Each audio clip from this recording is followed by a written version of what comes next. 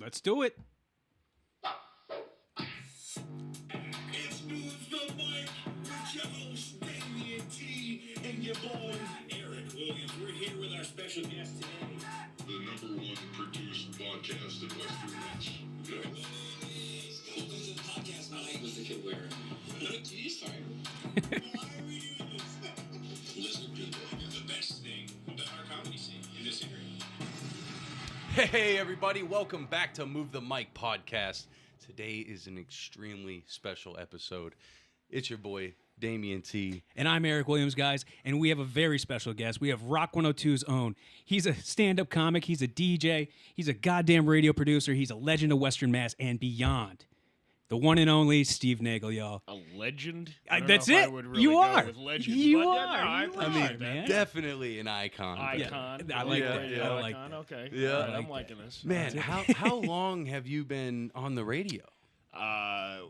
Collectively, I started at WMAS back in 2001. Wow. And then in 2005, I got a job. I got the job at Rock 102, which was kind of weird because there was a guy that called me. His name was Neil Mursky. This guy was like amazing. He was a legend of his own time. He was one of the producers of MTV back in the early days, things like that. This guy knows his stuff. He's the guy that we always make fun of on the show. If you listen to the Bax and Nagle show, he talks like this all the time. Okay. Hey, I know Johnny Depp, and he had all these pictures. He had all these pictures with these guys, with these rock stars and these movie stars, but never was helpful getting an interview with any of them for some reason. But he was a guy who called me up and he said, "Hey, do you know that tape you sent over here?" And I'm like, "That really shitty tape that I sent over there." Like, the guy had just started, maybe a year or two into working at WMAS doing New England love songs. Holy shit. And That radio voice is on yeah, point. it is. and I was like, I can't believe this guy even listened to this. But Bax will tell you that from the slurry pile, they kept the slurry pile, and the slurry pile. The best of the slurry pile apparently was me. Yeah. So I got the job. They were That's looking awesome. for a guy to do nights over at Rock 102. 2000. I started August 29th. 2005. That was the day Katrina hit New Orleans. Holy shit. And that's when Steve Nagle started on Rock 102. That's Both strong storms. Yeah. Strong storms. Yeah, exactly. Yeah, You must have had plenty of fucking shit to talk about then, right? And I just want to say, I personally, thank you for joining us on this Tuesday afternoon. I feel like this is, what, I like having my ass kissed. Yeah, Man, this is kind of fun. you've definitely earned it. You know That's what I what I'm mean? saying. As like, We grew up with you, man. yeah. We grew up with you. We're See, on. that's the weird part. Yeah. Because here's the thing. I moved around a lot when I was a kid. My dad worked for the railroad, so we moved, from state to state. We went from New Jersey to upstate New York, and then my senior year of high school, we moved to Massachusetts, Western Mass, to Wilbraham. Oh, okay. And so this farm kid out in the middle of this bougie school, at Minnechaug, you go- Minnechaug High School. For 1 year, I didn't know anybody. It wasn't a very good experience for me as a 17-year-old kid. Yeah. But I used to listen to Bax and O'Brien on the show, and then years later here I was working with both of them, which was kind of, it was cool.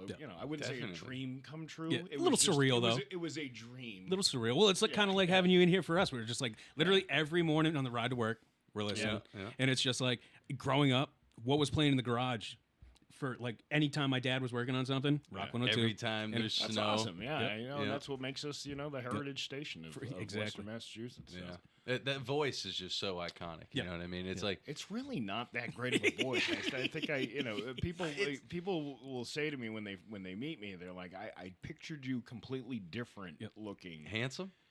Maybe I don't know if anybody would say handsome, but I think that I'm like, because I'm such a burly guy. I'm a big dude, and I don't think people are expecting that if they haven't seen me. And For sure. now with social media, everybody sees who you are, and For sure. Things like that. But it's been fun. That's awesome. Man, I know you put on some like spectacular events. What was that last one? The summer. The summer event, The summer party. That the summer party. Rick's, with like 3,000 people. That's which for what? it was it the 3,000? it was the summer kickoff event. Right. We didn't have 3,000 people. There, Oh, no? But Oh. we had probably about 300 people. Oh. Which Oh, was Still. Google added the yeah, zero for you. that was a concept. We came up with the folks at Rock 102. We were trying to look for a way. And we can talk about this a little bit too. My wife passed away back in 2017. She had esophageal cancer, and one of my first and foremost thing in whatever I do is my kids. My kids are like, you got to be a dad first and foremost 100%, over everything. Everything else is secondary to that. One of the things that I got involved with was this place called Rick's Place. Mm-hmm. It's a great organization out of Wilbraham. I can't say enough good things about them. It's a bereavement group.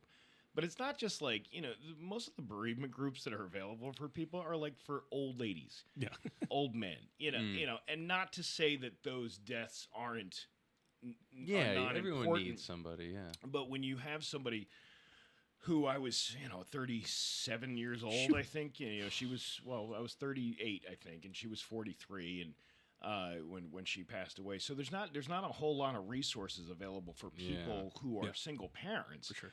And especially somebody at such a young age like that. And so those groups, like I said, I'm not besmirching the groups that help people. Death is death, and loss is loss. Mm-hmm. But to have a relatable group of people, when you're put into a room with other people that can relate to what you've just gone through. And you meet other people who are your age, and every death is different. Not just everybody dies of cancer. There's drug overdoses. There's heart attacks. There's car sudden things. Everything. Exactly. There's sudden things. COVID-19. But all those themes of COVID-19. We're gonna do the conspiracy glasses already. But regardless of how the death happened, the themes are all the same, and people go through the same exact things. And so they have groups for the kids. Yeah. And then they also have a group for your peers too. So you're with other adults, and other adults going through the same thing. And it's so weird because, like, again, every death is different, but everybody's dealing with the same thing. Yeah. How the kids are dealing with it, how what you've dealt with, what kind of, people are still asking you, bill companies calling you and going, "Hey, is your wife there?" That kind of thing, whatever. But it's relatable, and people go through the same struggles, and Rick's Place has been absolutely amazing. It's awesome through that, and I'm on the board for Rick's Place now. Nice. And I don't really go to the meetings, which I think they probably would like me to attend more board meetings, but I do as much as I can as far as fundraising for them, because I truly believe in the cause. Because there's so many people out there that, did you guys know anybody from high school or when you were little that had parents that, like, that was weird. That was a weird situation. I remember being in when I was a freshman in high school. There's this kid who lost his dad, and he had lost his mom like a couple of years before, and I was just like, wow, like you don't even know how to treat somebody like that. For sure. But it helps the kids too kind of cope with different ways to deal with it. Well, I actually lost my best friend. He was 27, and he passed away, and it was kind of like it never really leaves you. You know what I'm talking about? Yeah. It's just like, it's not always sorry that happened. It's not always bad. He was 27, and it was everything failed. Everything failed in his body. He was out in Worcester. I can't remember the hospital he was at, but so it was like he had tubes going out, and nobody saw it coming. It was like, oh, Sean's sick. And we were just like, oh, he'll get over it, that bastard, blah, blah, blah, being tough, trying to act tough. And I was out in Cape Cod, and I got a call when I was going through, what's Honeydew Donuts out there? Yeah. And I was in the drive-thru from my buddy, and he calls me, he goes, hey, Sean passed. And I go, Can I have a croissant Right. with sausage, egg, and cheese?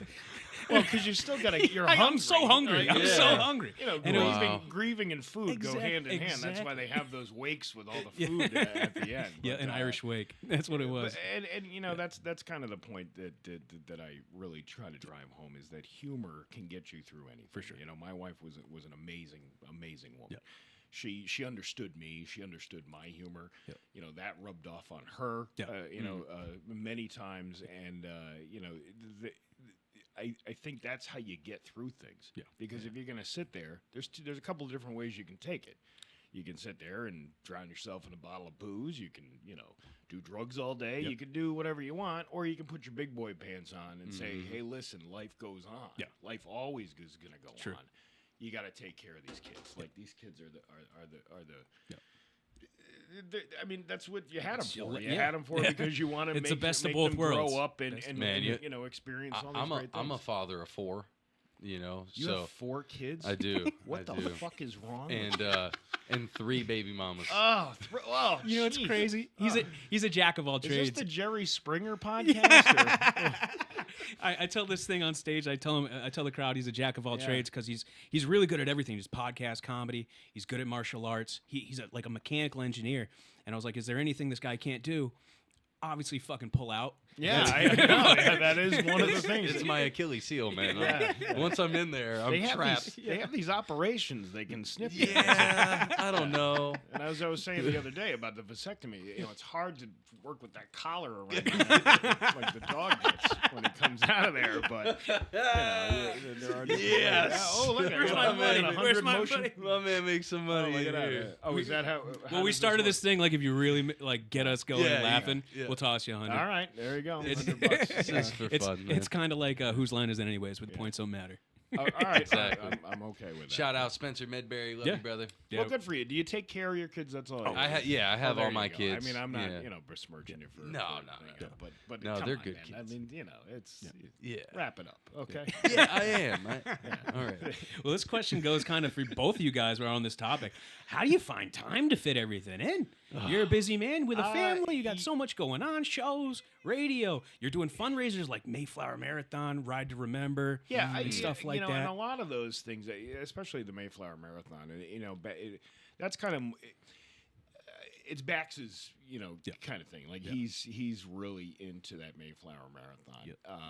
I'm so proud to be a part of that. But you have to remember, and he'll tell you the same thing. There are so many people involved in that event. We have probably one of the greatest staffs that anybody could ask for as far as coworkers go, and camaraderie and really reaching out to customers. We have a great sales team. We have a great promotions team. We have a great management team. They all come together and they know that this isn't Rock 102 making money. Yeah. That period, they're not making. They're making You're the just amount a of money they conduit. would normally make with their advertising, but they're also. They know the importance of it, and they know how important food insecurity is in this area. I mean, I'm sure Bax will give you all those numbers that he's really bad at giving. But there's a lot of truth to what he says about You can give him the $100 when he comes in. All right. Now you get one from me. He ain't getting that one. I like that. But he's right. As much as he will mess up the time, and will tell you what time it is. It's like 1 in 3, families, and unfortunately, it's about to get a lot worse. With the way things are going. But it's one of those things that you just feel really good about doing. You help the community. Yeah.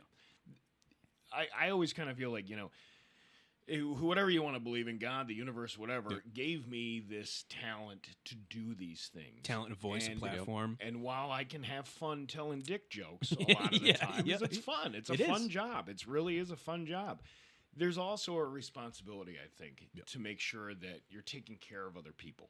That's always been my thing, is to make sure that other people are taken care of. So I dedicate a lot of my time to different organizations, to different causes and fundraisers, but I have fun doing it too. It's not, you have to make it fun. You can't just make it, it's not boring. Or, you know, You must sleep great after those Mayflower marathons. it's really hard. It was just It's like you really go home with that, like, oh, I helped a lot of people. A lot of people came down and Yeah. donated. Yeah. And it's just like, but those hours must be Bax insane. Bax will tell you the same thing. It's like it's so hard to recover from that. Yeah.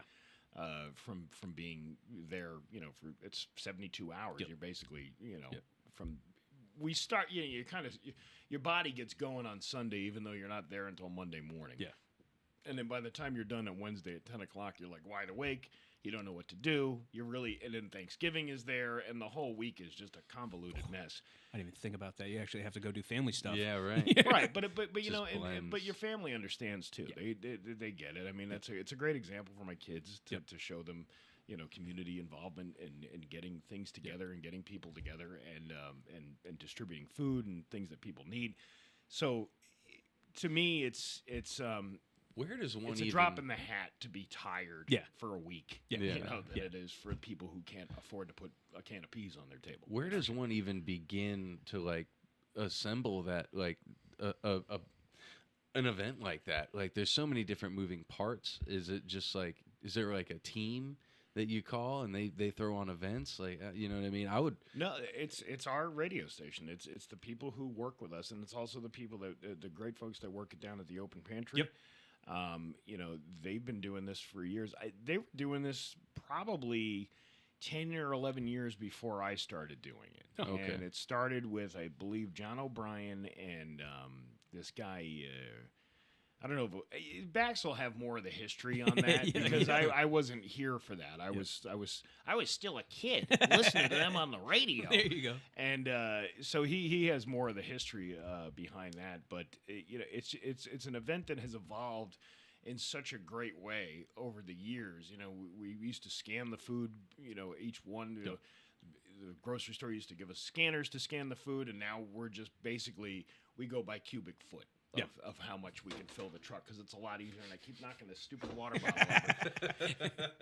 We go by cubic foot, and it's like almost like kind of like a guesstimate and all that stuff. But there is so much work that goes into it with just our team alone, and as well as the team from the open pantry. I mean, it's like kind of two great organizations combined, and you create a superpower, and you keep doing this thing. It must make you feel awesome, pretty man. freaking good to watch those numbers rise, though. It like is. during the holidays and be like, "This is what I'm here for." And what did know, we get? I- 75K today. That's pretty freaking good. You know what I'm talking about? It is good, but you know the thing that always bothers me, and you know, I'm not a political guy. I don't. I try it's to too not much be bullshit political. going on. There's too much bullshit going on It on is. either side of Yep. you know this extreme left, extreme right. Yep. I'm far the fuck away from everybody. Yeah, I mean, but I can look at things objectively and know that the price of things have gone up. Yeah. So when I started doing it, like the first total we had was like $58,000, Yep. and that was back in that was the first one I was actually part of. It was about 2006. Yep. I think it was $58,000, and we thought that was like great. And now it's $236,000 or something like that. Yep. And the shitty thing is, it's still not enough. Yeah. you know, and these politicians, they come by and they blow smoke up your ass and they tell you this is what we're doing. I'm like, if you were really doing something, why are we batting clean up here every November Yeah. to come and save? Yep. You know, a great organization like the Open Pantry, we shouldn't have to do it that much. We shouldn't have to cover it that much. Could be There a should year-round type thing. Yeah, it should be a year. Well, I mean, you should. I mean, you really should always donate to your local food pantries. It doesn't have to be actually that one. I really believe in that. But yeah, that's the Mayflower Marathon is That's awesome, man. yeah.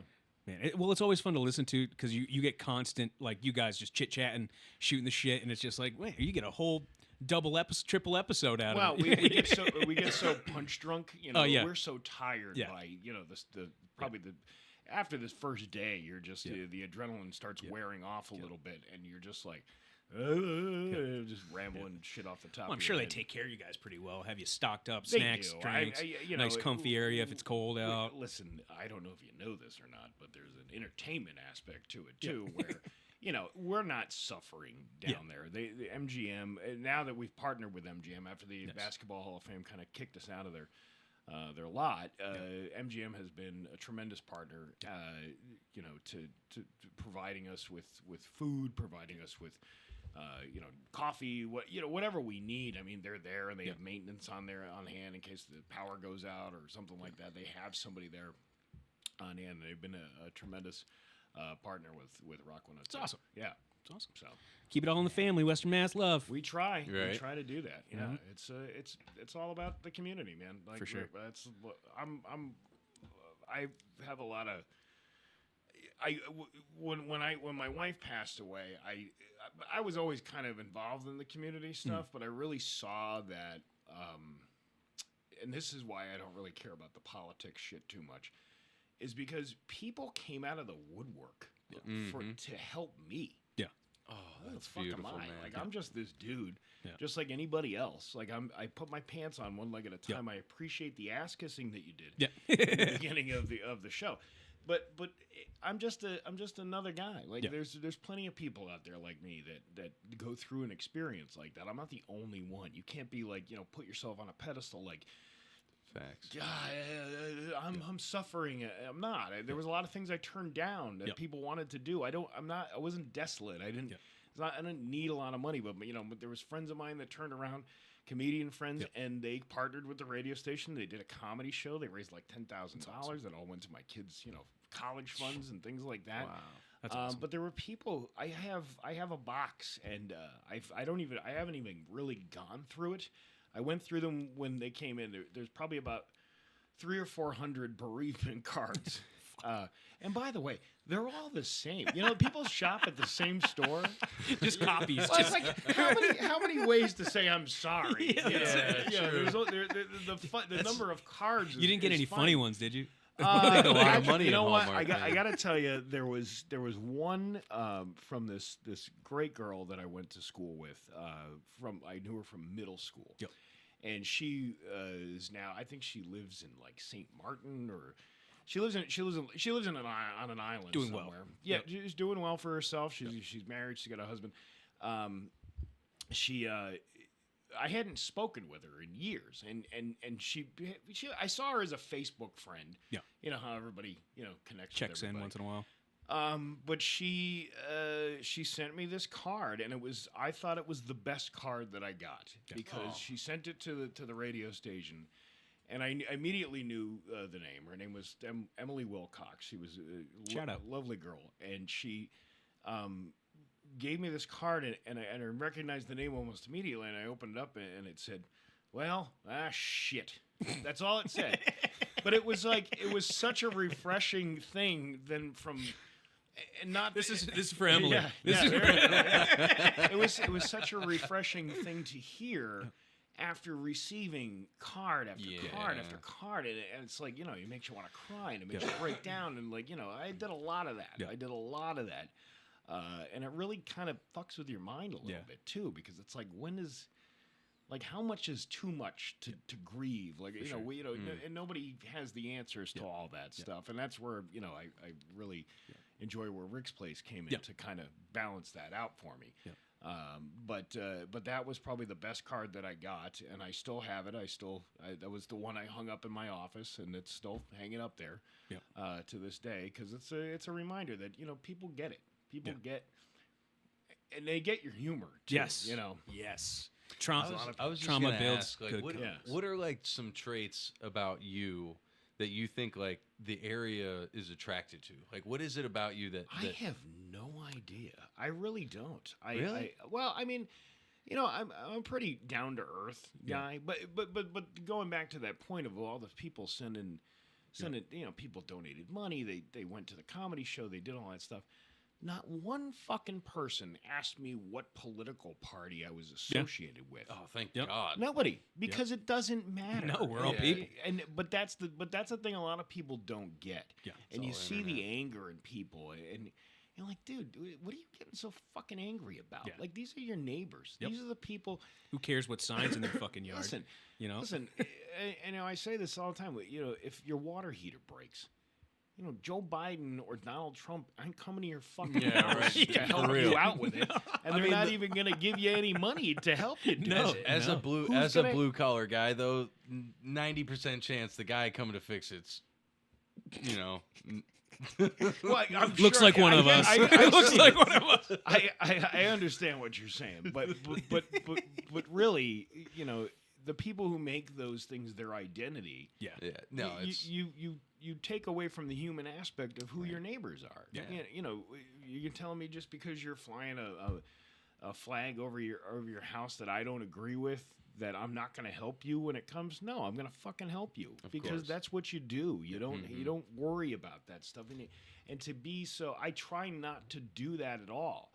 There are some things that really piss me off in this world, and I don't talk about them because it's too divisional. I think it's too divisional. I think nobody likes to hear a one-sided conversation. No. And when you start saying something, and I started to do this with the TikTok thing a couple of weeks ago. I don't know if you guys heard that with the whole TikTok ban. Oh yeah, the band. Yep. Ban. it was more like a bump. but it was. It was somebody. The best way I saw that described was it was kind of like you getting in a fight with your girlfriend and then her changing her Facebook status to single and then changing it back the next day. It's complicated. Yeah, and then changing it back the next day after you made up, kind of thing. But my entire point to that was, though, you got to see the bigger picture here. Yeah, for sure. They're fucking making us fight against each other. That's we- what it is. Yeah. There's nefarious. Is it time There to? are- Yeah. I feel like I'm- Let's fucking. Nagle's got the glasses Yeah. on. Time to party. I feel like Just, there's too much money involved Yeah. in this government. And that has I been agree. that has been a long time thing. Yep. And the fucked up part is nobody does anything about Yeah. it. They just buy into it. So no matter it's gonna take an uprising. But it's as like they're far not as- even changing their plays. Like the whole Dude. like if you think about how Dude, long let me find out the reason why we're into conspiracies is because of this guy in the morning. You probably are. I believe the NFL is fixed. I totally Oh, fixed. it's Sure. definitely After WWE, bro. the last Chiefs game, come on. The whole fucking mean, thing. that's You know, insane. It's a just- script. It's who can It's a who script. Can Taylor Swift, Yeah. Who's she banging at the time? It's the whole love story, and it's a dynasty thing. They want to make the Chiefs have a dynasty, just like the Patriots had a dynasty and all that shit. And it's like, right, enough. Yes. Like, Pick a different team. What city is Ariana Grande from? That's going to be the next That's the next champion. one. Who knows? yeah, Who knows? Who knows? Whoever starts dating her is going to be the next Super Bowl. That's 100%. it. That's it. And they could keep it going. I mean, that's. But Wait, do we think that there's pedophiles in the NFL now? well, there might be. I don't know. We know they're in Hollywood. So. They're in everything. I mean, they're in the Catholic Church. They're in the, they've been. There's a great comedian, a friend of mine, Brian Plum.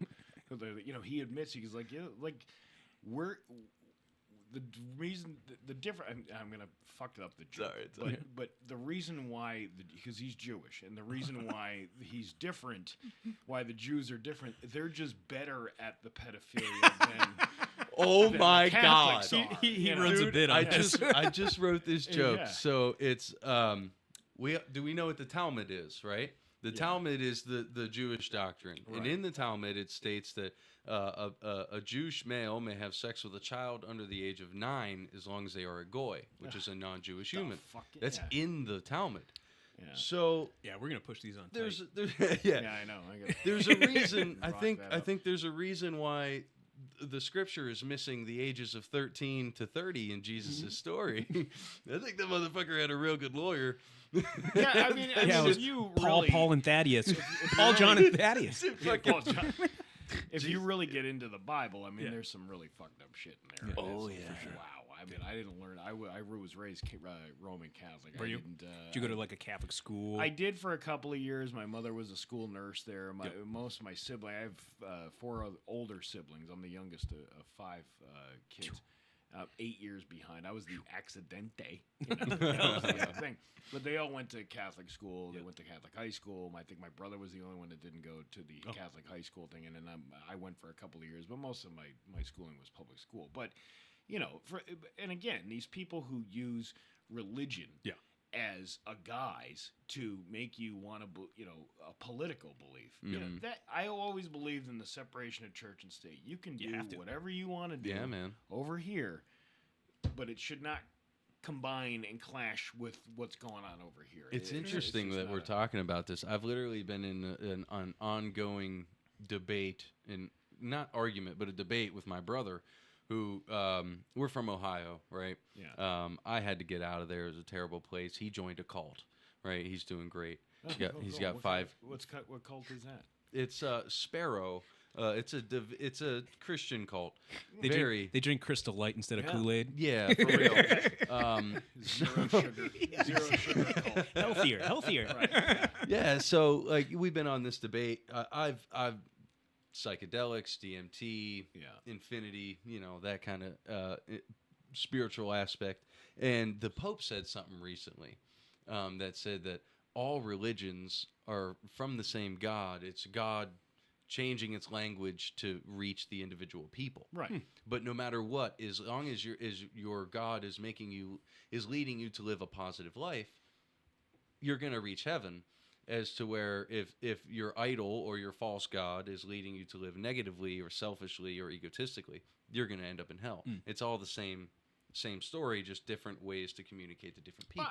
Well, the Pope said this. I remember back in 7th grade social studies. I lived in upstate New York, and they focused a lot of the history around the local history up there, which is a lot of the Seneca Indians and the Mohawks and all that stuff. That was kind of what they focused on, and the story of how the earth was created, about the two babies that were first born. And if you look at the Bible, the Cain and Abel story, one was good, one was bad. Well, this was the same, and I cannot remember for the life of me what the Native American version of this was, but one was born out of an armpit. That was the bad one, and the other one was born just a little bit higher than the That ribs. rings a bell. Yeah, but it's very, the themes are similar, and it makes you kind of wonder, like, what was back then? Like, how did these stories originate? How did these things come about? But going back to my other point about the religion and the politics stuff, it really doesn't belong together, because America it's a pretty diverse group of people, and I think people don't realize that. Have you ever traveled across the country? Not yet. Okay. You're going to find this out, that people are completely different from one location to another. And you can find that locally, too. I mean, people here in Western Mass are not the people in Boston. Yeah, if you go up to Ware from here, they're feral. We're so much funnier. Let's not, I think Western Mass is so much funnier, by the let's way. not get into to Ware. There's knuckle-dragging Neanderthals up there. There you go. I got $100 out of that. But you see where I'm getting at. I mean, cultures are different even within a culture. A perfect example is when you go eat Indian food. Yep. Okay. I just discovered, a friend of mine introduced me to Indian food. We went to one Indian restaurant over in Chicopee, Priya, I think is the name of it. That's supposed to be really good. Yeah, and that place used to be one of them like old gal hangouts, like a Geraldine's or a Mingles. I don't know if you guys, Really? Yeah, you guys are too young to remember. I've driven by Mingles when it was just closing. I think there was a shooting in the parking lot. Yeah, okay, all right. Well, that was common. There was common things back then at the time at Nagle. And then we had gone to another Indian restaurant. I think it was over in West Springfield. Anyway, the same exact dish tastes completely different. Yeah. But if you really look at a globe, India is pretty fucking big. So you're gonna get different recipes from one end of the country to another. So it's not. You're labeling it Indian food because it has the basis of what it is. Yeah. But the ingredients are going to be different. It's just like every single place. Chili here is different than the chili in Cincinnati. Barbecue is like the biggest. Isn't it just spaghetti out there? easiest way to tell the difference of where you're at. Right, exactly. But all of that extends to ideologies too. Yeah. Like people, they deal with different things in different part of the country. You can't just say, we live here in Massachusetts, like this is the way we live here, but you have to think about the other people who live out in the Midwest who don't have access to the things that we do. Yeah. things like that, and you wonder, like, well, how can they believe, that bullshit? Yep. It's because of where they live. It's how they were raised, and that's what makes this country so great. Is we're all from that different part of the thing. I think if we can ever get to a point where we can understand where the other person is coming from, I think that is going to be the tipping point of the United States. But until that division is gone, they fucking throw it in your face every day. They make you want to be afraid of this. They make you want to be afraid of that. And meanwhile, they're shoving their fucking pockets with all this money, and you got all these tech bros and all this shit, and people they drink the Kool-Aid. You see, oh no, he's gonna be the way, or they go to the Democrat, they go, he's gonna be the way. It's all the same. You fuckery. gotta get the money. It's all the same fuckery. It's all the same fuckery. Who would have thought the guy who does the Kardashian jokes would be so fucking deep, man? Oh, I know. I love those fucking things. That is, dude. How that do is you? the stupidest fucking thing I do. That's like, really but how you've done that for how long, man? Oh my god! Still I new ones started every doing week. that in like let's take the. How is it hard? Yeah. How is it hard not to repeat yourself? I do. You do, But people don't realize that I do. Yeah, I And just there's, think- there's only so many ways you can call a vagina something else. Yeah. You know Yeah, what I mean? true. Like, or a penis something else. Yeah. The internet really helps me out with that bit. There is a guy who doesn't want to be named, but he does write them for me. No shit. A little every cock once and in a pussy while. connoisseur. Yeah, he's a local business owner down in Connecticut. He doesn't want, he owns a business. He doesn't. I don't want anybody knowing, what I write here. Too. I love that. But he does. He writes them every once in a while, and he'll throw them Nice. my way, and they're fucking funny. Yeah, I mean, they are. they're just funny shit. It's the stupidest thing I do, and I've tried to stop it myself. Really? And people demanded it back. Yeah. The company tried to stop it because we had a boss, a CEO, who didn't get it. He Yep. didn't understand what it Oh was. no. And I'm like, trying to fight the resistance, but then you got to do what the boss tells you to. Yep. So you work for a company, you got to respect, that in a way. But it came back because people wanted to hear it again. Yeah. I don't know why. Yeah. It's- Dude, And I need just Mark from West raunchy, Springfield man. back. It's- I need Mark from West Springfield back. I know that. I need the him. problem with. He's a hero. Thank you. Goodbye. Mark from West The Springfield. problem with Mark from West Springfield was that was one of those things we started doing, and I don't even remember how many years ago that was. We started doing the Open Line Friday, where we do it's Open Line Friday. Yep. And that was something I suggested that we do because they were looking for new bits. They wanted to refresh, what we did on the show. So I suggested, why don't we do this whole Rush Limbaugh used to do this Open Line Friday thing. Yep. And I said, well, why don't we just do that? I mean, most radio bits are copied from somebody else anyway. It's not like, you can hear, I think, what is it, War of the Roses down in Kiss 95.7 down in okay. Hartford. Yep. They do this bit called War of the Roses. Well, 500 other Clear Channel stations do that same as thing. well, or iHeart stations would do that as well. It's just a different variation of Yep. it. So I was Open like, line let's type just deal. do it. And the thing with Rush Limbaugh is he was faking the calls. Oh. We were actually taking real ones from people. And it either sucks. Yep. We were like, or don't it's be a great. knucklehead. Don't be a knucklehead on here. But people still call up and they are. just like to hear the sound of their own voice. But you know what? We try to make it as fun as we possibly can. But when they started doing it, they had no idea. I said, this bit is falling like on its ass. Like these idiots are calling up. They just want to hear the sound of their own voice. So I called in as Mark from Chicopee the first time, and I told a quick joke, and that got a laugh. And then they didn't even know it was me. I was calling from the other room. And then finally, I think Bax caught on the first time. Yep. John O'Brien, he had his back to me. I was in the booth. There's a radio booth, and we could see through the glass. And his back was always towards me, so he didn't see me on the phone. Yep. And then we just started making it a part of the show. And it was like, all right, let that be the last call, so you always go out on the left, because you always want to go out on the left. For sure. And that's when I just started. And it wasn't even jokes that I wrote. These were just jokes that I found on Reddit. Reddit is like a huge source of well. material. Yeah, I mean, there's people from all over, you know, for sure. putting in their shit. What was that other personality you did? That was like the negative jokes, but like you thought, like you were taking the anti-joke. yeah, the anti joke. I mean, like an alcoholic walks into a bar, he's ruining his entire family. And that was the end of the joke. There was no joke. It was an anti-joke. The anti-joke guy got me just as good as Mark from West Springfield. Anti-joke was just sad facts. Yeah. They weren't actual Yes, jokes. yes, And yes. Mark from West Springfield, some of the we couldn't tell all of them that we did, and you had to be. I mean, we towed the line quite a bit on some of the dirty ones, the racial jokes, racial the jokes. racist stuff, and. You know, while those are funny, there is like you kind of have to be okay. Well, that's a little too much. Like you gotta.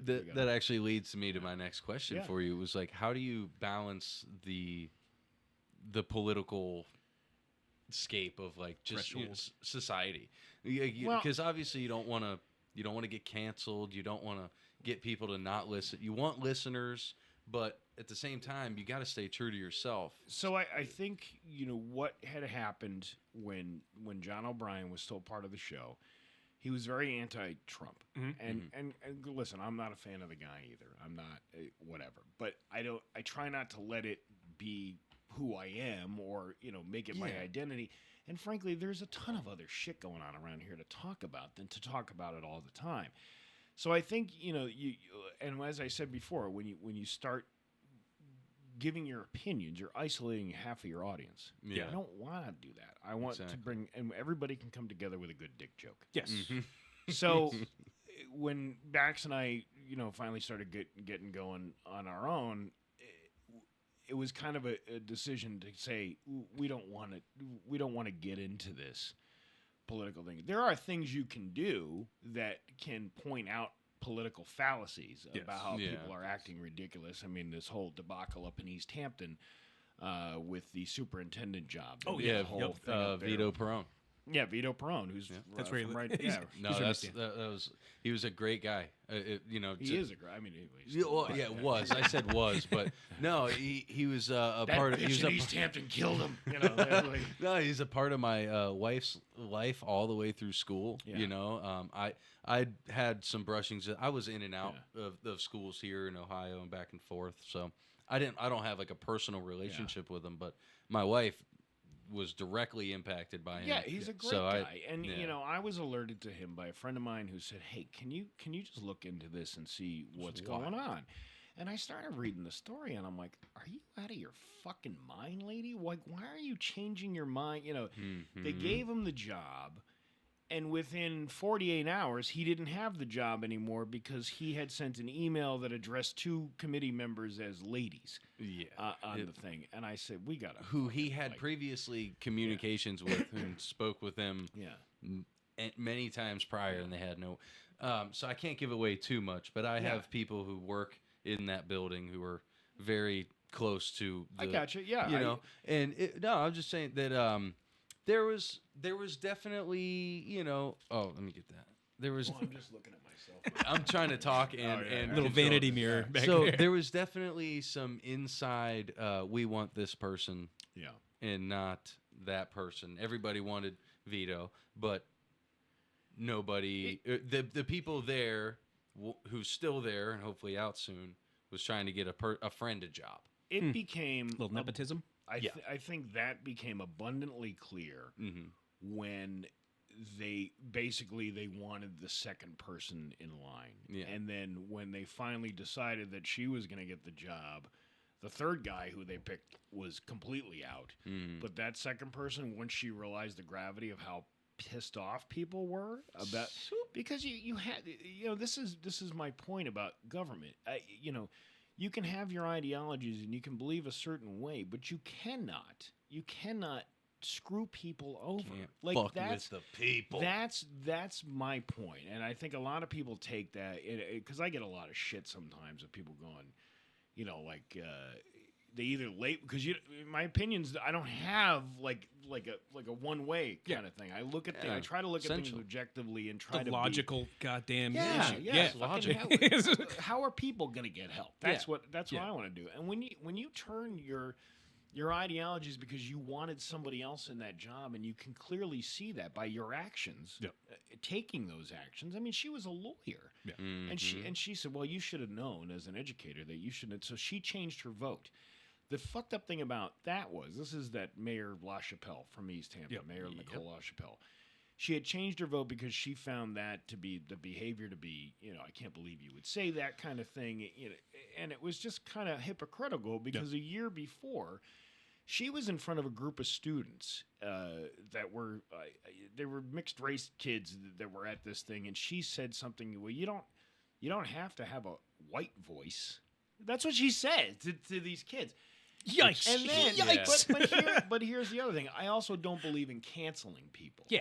I also believe if you are genuinely apologetic because you said something fucking stupid. Yeah.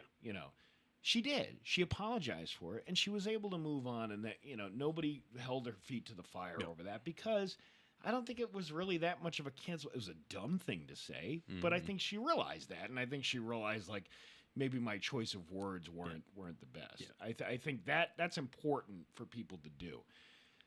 My question was, and no matter who I talked to that interviewed her, because she wouldn't come on our show to interview with us, she refused. And I even ran into her, and she still refused. Really? And she denied that face to face. I never got your email, and then she referenced the shit that I said in the email. And I'm like, I know you got the fucking email. I'm looking at it. Like, and I had reached out, and I won't say who it is because I respect him as a broadcaster too. But it really kind of drove me nuts that he wouldn't ask her the question about that racial incident. Why is it good for you, but not good for this? Why couldn't this guy, who?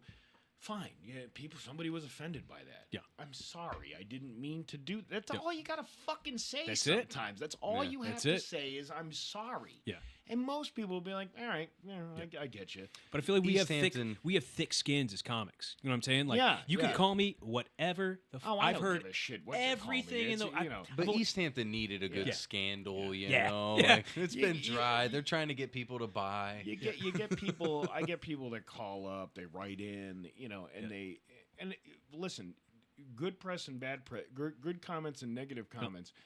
It's all engagement, and they're still fucking listening to you, and they're still getting involved in the conversation, whether they like what you said or not. I mean, I've had people accuse me of being like a MAGA guy. I've had people accuse me of being some like, extreme liberal, that kind of shit.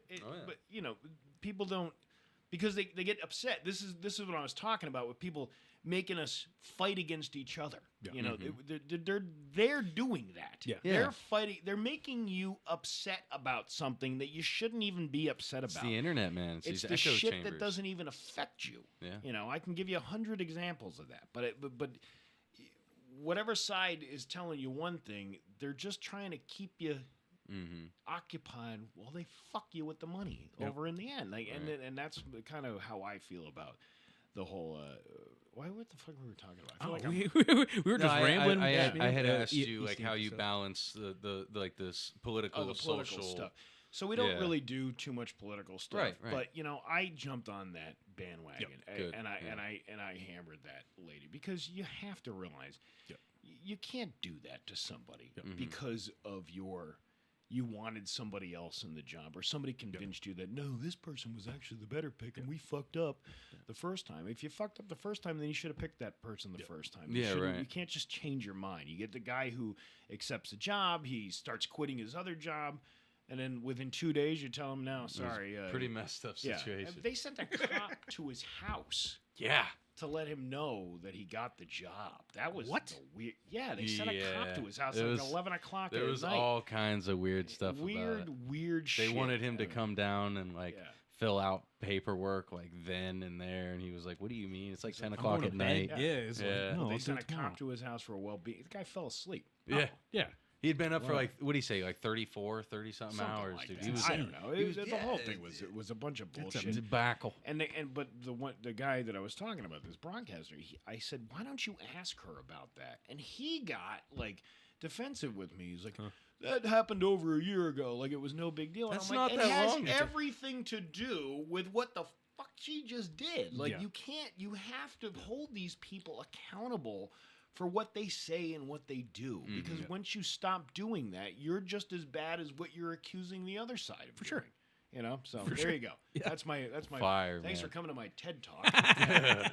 This is dope. We're like learning. We're getting, you know what I mean? Like, I'm You never absorbing thought all this this. guy, the guy who well- talks about squish mittens with Kim Kardashian, would talk about Squish two-finger squish mittens. By the way. But anyway, this is great. This is fun here. Heck yeah, man. But, coming back to one of Damien's questions was like, where he was like, why do people like you guys on the radio? Yeah. And I think it's just because you're relatable dudes that have been in the area for so long, can talk about stuff, and it's you guys vibe great. Because it's just like, I mean, it's kind of like what me and Damien want to get to at the same time, because we do have, like, we go to every open mic together. We do most shows together. Like, we've only had maybe two or three shows couple that we shows, weren't yeah. on together. And it was like, people come up to me all the time, and they're just like, man, you guys are like Cheech and Chong. And I was just like, no, we're degenerates. It's more like Peep and Tom. right. But that's how you start doing stuff. Yeah. Like that. Yeah. I mean, you start. I think you're right. You're right about we're relatable to people around here. You know, we live in these communities that other people live in. We don't live in mansions. We don't live, but you know, we're heard pretty far and wide as far as you know the Western Mass area goes. It is a small market. Yep. You know, as far as radio goes, but that's kind of like we like that because it's like a tight knit community. It is. And people, you know, somebody knows somebody around here. Yeah, takes a village to make a village. Exactly. You know, and it's. I think we really resonate with the things we talk about. We don't. We're not pretentious assholes. We don't pretend we're better than anybody. Even though I'm much better than Bax, it's okay. But no, I mean, Yeah, you definitely deserve it. we don't make a lot of money. I mean, I think that's a misconception that people think that you make this shit ton of money. And you really don't. I mean, you make your money the way you can. You know, I do DJ, or I used to do DJ gigs. Now I do stand-up comedy, but I'm making money from that. But that's how you got to find other ways to make your money because the radio world doesn't pay. There's a base pay. You get extra money for doing commercials and shit like that. But really, when it comes down to it, you don't. You're not. Dude, I rolled up in a minivan. It was a nice minivan. I actually saw it want a pull in. I was like, I minivan. think pizza's here. 2017. It's still pretty cherry. I was Pretty actually cherry. pretty jealous. I need a minivan. You do. You do need a Everywhere Yeah, we go, you we need it got more than I do. dude. Everywhere we go, we got to take two cars. Or in the springtime, I take my bike. Yeah. So that's nice. Throw Jacob in the back. Yeah, it's an You excuse. had thought about that before you. Yeah, there was no thinking when you're 17. Yeah. That's a young age. Yeah, to man. Have a kid, man. It's pretty That's wild. well, good for you though. I mean, how Thanks, old are you yeah. now? I'm 30. You're 30. So Yeah. wow, that's a pretty. Yeah, man. He'll be. That's he'll be an Ohio standard. You Yeah. gotta have him by 17. He'll be 18, and I'll turn 36. Do you have kids? No, I too? do not. Yeah, I'm 32, and I'm just You're smart. yeah. I'm just I staying use away from protection. all that. I'm yeah. He's just the pervy. I'm uncle. I'm also just picky. Yeah. That's my thing. I choose my battles well. Yeah, I was 31 when I had my first kid. I'm 46 now, so we're getting to the age of, the teenage years. So you're going through some of the right same on the stuff. cusp. Yeah, but it's Dude, I had some stuff happen today. Yeah, he had a wild Dude. activity. Oh Tell me man. more. This is Oh my god. all All right, so I'm working out in Spencer, Mass, on a prevailing wage job. I'm a mechanical insulator by trade, and I get a call 9 I don't know a.m. what the fuck that is. But Yeah, nobody does. It's fine. So I get a call fucking 9 a.m. that my son was saying the N-word. Yeah. And this is one of my white children, so definitely not okay. And he's got a And 50-50 we're split. not saying nepotism, right? It's not- no, he's saying Yeah, okay. what Voldemort. Yeah. You know what I mean? He's saying Voldemort. He should not be named. Right. So I get to the school. Immediately, the principal is telling me one story. I asked for the report from the teacher. Her story of the teacher's report, completely different. The teacher was in the classroom the hallway's full of kids. She hears somebody say that word, immediately walks out, goes right to my son and said, "Did you say it?" He's like, "What? No. What are you talking about?" With no hesitation, sends him to the office. And then the principal calls me to make me leave work to suspend him from school. No evidence, nobody in the hallway. I made them pull up cameras. I was there for a while. I was threatening to call lawyers and everything. You're not going to put that on my kid's fucking record. That's a pretty hefty thing to be accused of. Exactly. Doing something. Yeah. Exactly. And this was a teacher that's not even his teacher. So they pull it up. Everyone in the hallway was like, "What are you talking about?" They asked all the students there. Nobody heard that word. Nobody said anybody said it. And meanwhile, my kid's at home. I'm losing out on my prevailing wage. I had to drive over an hour to get there. So who said it? Which one was? I think the teacher said it. I'm just kidding. Nobody even said it. Could be. As far as I know, nobody said it because, I mean, they're kids. They're not going to admit to it. Right. But I'm sure there's some kid in there who was like, "Yeah, I heard it." But no, nobody in the hallway heard the word. So the teacher was just blatantly mistaken. But it caused my kid to get suspended, which they're going to revoke that. You know what I mean? Yeah. It's not going to go on the. But and I had to be there for hours to fight it. Bullshit. Absolute Yeah. dog shit. Yeah. I actually helped build that fucking school, Mountain View in East Hampton. Do you see this mechanical engineering stuffing I put in these walls? The stuffing. That was me. I built this place. The stuffing. Not the walls, not the walls. Yeah. HVAC You're not gonna systems. kick my kid out of this That's school. fucking Yeah, right. Yeah, right. You know how many hours I spent there? Months. Yeah. Jesus. That's too funny. Well, I'm not funny about the kid. You know, that's another thing. It's like there's too much emphasis on this disciplinary stuff and these accusations because they're afraid of getting sued. Yeah. So they don't. You know, it's got to be hard to be like a teacher and an administrator, but also like. There is a lot of overreaction, and I don't like to talk about, but I've had some instances over the years where it's just like, really, are you fucking out of your mind? Like, what Dude, in going the early on? 2000s, they expelled me for bringing a gun to school. I mean, what the What fuck? in the hell? Did you bring a gun to school? It was an ear piercing gun Oh, that I okay. stole from my sister. Oh, see, that's bullshit. And that, But was I the thing. did get expelled. Listen, my daughter, you know, she's 13 now, and she went out with. I gave her some money. She had gone out with some friends, and she comes back from the mall, and she's got these earrings, and they're revolvers. Huh. And I was Cool. like, listen, that's great that you got those, but you can't wear them to school because Right. that's the first fucking thing that, you know, it's unfortunate that that's where we are in this country, but it's like you gotta watch. You have to tell these kids. You have to tell your kids like you gotta watch what you say, watch what you do. You know, it's a completely different world than when I grew up in. We didn't have phones. Right. We didn't have. It's computers. interesting. We didn't have any of that shit. It's really interesting from a parent's point of view because, like, all the technology, everything is pushing. Like, kids go to school and they see it as like a social, like a place to be social, not a place to study and learn. Yeah. And it's like a big difference between like our culture and, you know, like China's culture. Right. Like when you see those students, whether it's whether we think you know, it might be a little too hard on them to make them study that way, when they're in school, it is respected as a place of study. Yeah. They're not there socializing. They socialize at lunchtime and stuff like that, of course, because there's times for that. Right. But like I think that's a big issue in our school structures now is to like there's so much leisure time. You know what I mean? Even in the classroom, just the way the classroom is structured, you got the teacher up front and everybody, all the kids in the back become the kids with the problems. Yeah. You know what I mean? Those are the ones with the, and then the kid who gets labeled ADHD first, he gets put in the front of the class to we're going to make an example out of this kid who is already being brought to the doctor and put through, and their family's telling him, you got a problem, now you got to take this medication. It's just this fucking revolver of nonsense. I see what you did there. You brought that back. The revolver man. gun. I'm a Callback. comedian. It's a It is callback. Like a loaded gun. Yeah, I mean, I see things a little bit differently than you do, but it's also a generational thing. Like you know, you're 15 years younger than me. you grew up in a different time than I did. You know, we didn't have we still had landline phones we were calling people on. I think your generation was more of the dial up. You had cell phones. Cell phones started becoming a thing, but they weren't commonplace. You know, it wasn't such a commonplace thing. Right. Now they're fucking everywhere. Yeah.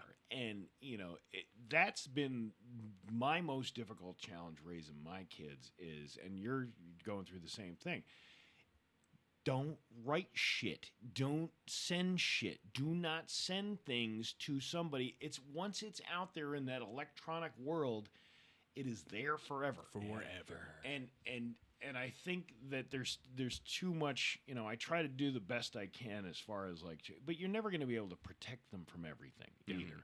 But I try to do the best I can as far as like kind of educating them on, you know, what they're writing, what they're saying. You know, there was some instances where, you know, I had a parent send me a screenshot of a text message that my daughter sent to a group of friends that was, it wasn't horrible, but it was still, like, you know, enough. And the thing, you know, slightly bullying or slight bullying, kind of thing. It was still bullying either way. Yeah. But it's just like, you know, when you're a parent, you're like, fuck, like my kid sent that. My kid said that. My kid sent that to somebody. And that was the conversation. Like, listen, you know, kids are going to say things to each other among a private conversation with each other. But it's when you put it in writing. And you think that that was the lesson. I said, you think that you're the only person, or this person that you're sending it to is the only person that's looking at this? Clearly not, because I now have a copy of it. Right. Yep. I have a copy of it in my messages. And how many other people have copies of that message that your name, you know, my kid has sent that out to somebody. So...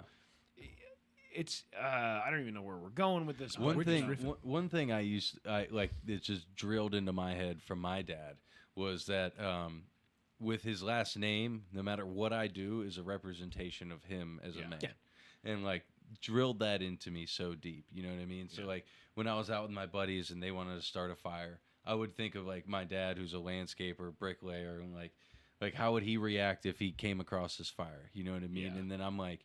I'm not gonna. Really glad my kids are nothing like me. I was not a good student. I fucked around a lot.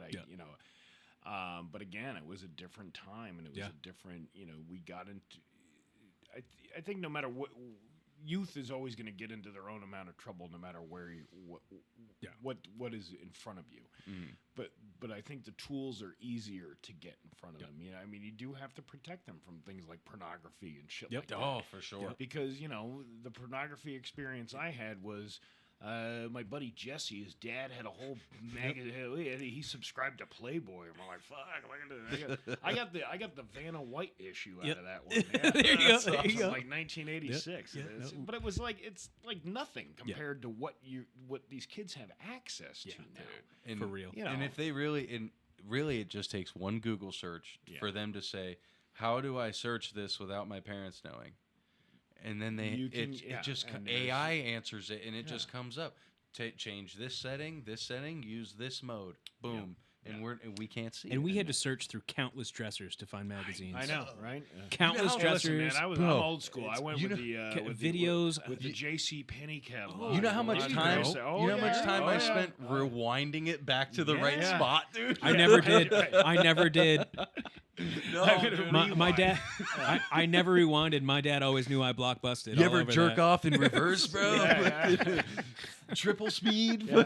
I liked it. We had to, you know, if you were lucky enough to have cable television, back in the 90s, we had Channel 82, Skinemax. Oh, hell Cinemax. Yeah. Oh. Yeah. And every Friday and Saturday night after 11 o'clock, they would show like these movies. It was like a series of movies called Emmanuel, and it was like Emmanuel 5. They're like, I don't even know what the fuck they're starting off in like a fucking prairie under a tree. But it was just like boobs and like people pretending to have sex with each other. Yeah. Now it's like, you know, I can't even look at this shit. I can't, like, you know. I stopped getting into the looking at pornography years ago because it just becomes, it's like, what the fuck, who is all these stepmoms? Like, who the fuck is like really? Are you really idolizing your stepmother? Is that a thing? Yeah, that, I guess people are in, but it has to be because it's like filled with it. It's all Dude, filled I with hear that the shit. new thing now is dads Eiffel Towering, or dad and son tagging a chick together. That's like the new thing. Dad and why would you? I don't couldn't know. Well, I know what you're going to do imagine- for college Oh graduation. my Dude, God. no. Yeah, like Only in Vegas. That would have been a nightmare. With my dad. No, I don't. Imagine even he's know. like, you do your chores. You Yeah. do your chores before That's this. disgusting. That is absolutely disgusting. I don't even know. See, this is what I'm talking We're going off the about. rails. We're going off the rails, but like that porn culture has gone off the rails so Yeah, much. It's like, what seriously. happened to like seeing some boobs? Like, like, I remember. like, I that remember was- nobody could call the house because I was on boobies.com with dial-up internet. Oh, boobies.com. Yeah, it was my first one. I think I was 8 years old. Me and my brothers. I have 3 brothers. That was that was. It was the AOL, and I think it was innocent probably days of the 1998, and we got the first disc to put in the computer, so we had AOL, and we logged into a whatever. We just made an email account. First one we all went to. We were like, what are we doing? What are we doing here? And I was just like, boobies.com. Boom, came right up. Boobies.com. Boobies.com. I don't remember that one. Yeah. I mean, that was a deep cut, I guess. It's kind All right. it is a cesspool out there now. Oh I my got a God. deep cut question for you. All right, What can you tell me? It's Bofo the chimp? Bafo. the Bofo. chimp. What's that from? I don't remember. I can't. All right, It's so there's this guy right, that I used to work. I used to work. I was a nepo baby myself. I didn't. I tried to get a broadcasting job after college. I did. I mean, I worked at WMAS, but there was nothing really coming of that. It was just more about training and getting experience working overnights, shit like that. But I needed money and I needed to make money, and so my father, who was a railroad guy, got me a job working with the Choo Choos. I worked over in West Springfield doing that. It was a clerk. It was a clerk job. You go out and you pound tires with a billy stick and inspect trailers and shit. It was the most boring fucking job that I can think of, but it paid like $18 an hour, and that was nice. 1999, That's good 2000, money. era there. So I was, that was good money. It was a good income. The job sucked, and most of the guys that I worked with were old guys, like they were older guys, and they were fucking curmudgeons because they worked at this shitty job their entire fucking life. Of course. And they were just chasing that American dream of getting that railroad retirement package at the end to get that white picket fence. just so I'm going to work my ass off in this shitty job my whole life, but at least you have something to look forward to when you turn 65 and you can go, live And you can out- have all that fun at live out the- 65. live out the final 4 years of your life because you drank most of the time that you were there doing the job, and you got liver cirrhosis, and then you fucking die and you never get to see it done. Yeah. They kind of banked on that. I think the government kind of banked that. Listen, if we just make all these assholes alcoholics on the railroad, They can enjoy like they 3 can enjoy Carnival it. cruises, and that'll be it. Everywhere there's a factory, put 4 bars on the same road. but there was this guy. His name is Ray. He's still alive. He's a great guy. He was one of these guys that would tell you all about the psychedelic drugs that he used to do. That's me. Back in the 1970s. That's He was- me, but yeah. not the 70s. But he was. I mean, this guy was. He probably saw most of the Grateful Dead concerts from 1973 to 1978. lived I mean, he lived it all. Friend of the pod, brother. Get him on. And, he's a really smart guy. He's a super smart guy, and he was this big burly dude. He had a big beard, and he had these big red frame glasses. And that was his nickname. Somebody had nicknamed him Bafo the Chimp. That was I don't really know the origins of that story, but he would always say, "Never eat anything bigger than your head." That was his claim. He's actually is absolutely right about that. Yeah, You I should mean- never eat anything that's bigger than your head. But he had I don't know. I've been with some black girls. fuck. Jesus. That got me. I never get. Wow. I said, I'm keeping this money for that. I'm not giving it back to you. But Yeah, you're getting another one for your but he trouble, had, brother. thank you. I appreciate it. He was just a guy full of insight, and he was full of these stories. And I remember him telling me this time he had flashbacks from all the LSD he did back in the 70s. That there's a building, I don't know what building it was in New Haven, that he cannot still to this day go by because the thing crashed down on him while he was walking. It was one of these bad trip type of things. But he's funny. He's a funny dude. And what was his name again? His name was Ray Brainerd. Ray was Brainerd. His name. That's cool, man. He's a funny guy. He's enjoying his retirement years now. He's a big golfer now and all that stuff. I don't think he does doesn't do the psychedelics as much as he used to. I'm sure. But very cool guy. And matter of fact, he was another guy that helped me. I always say, people say, how did you get so successful and how did you do all this stuff?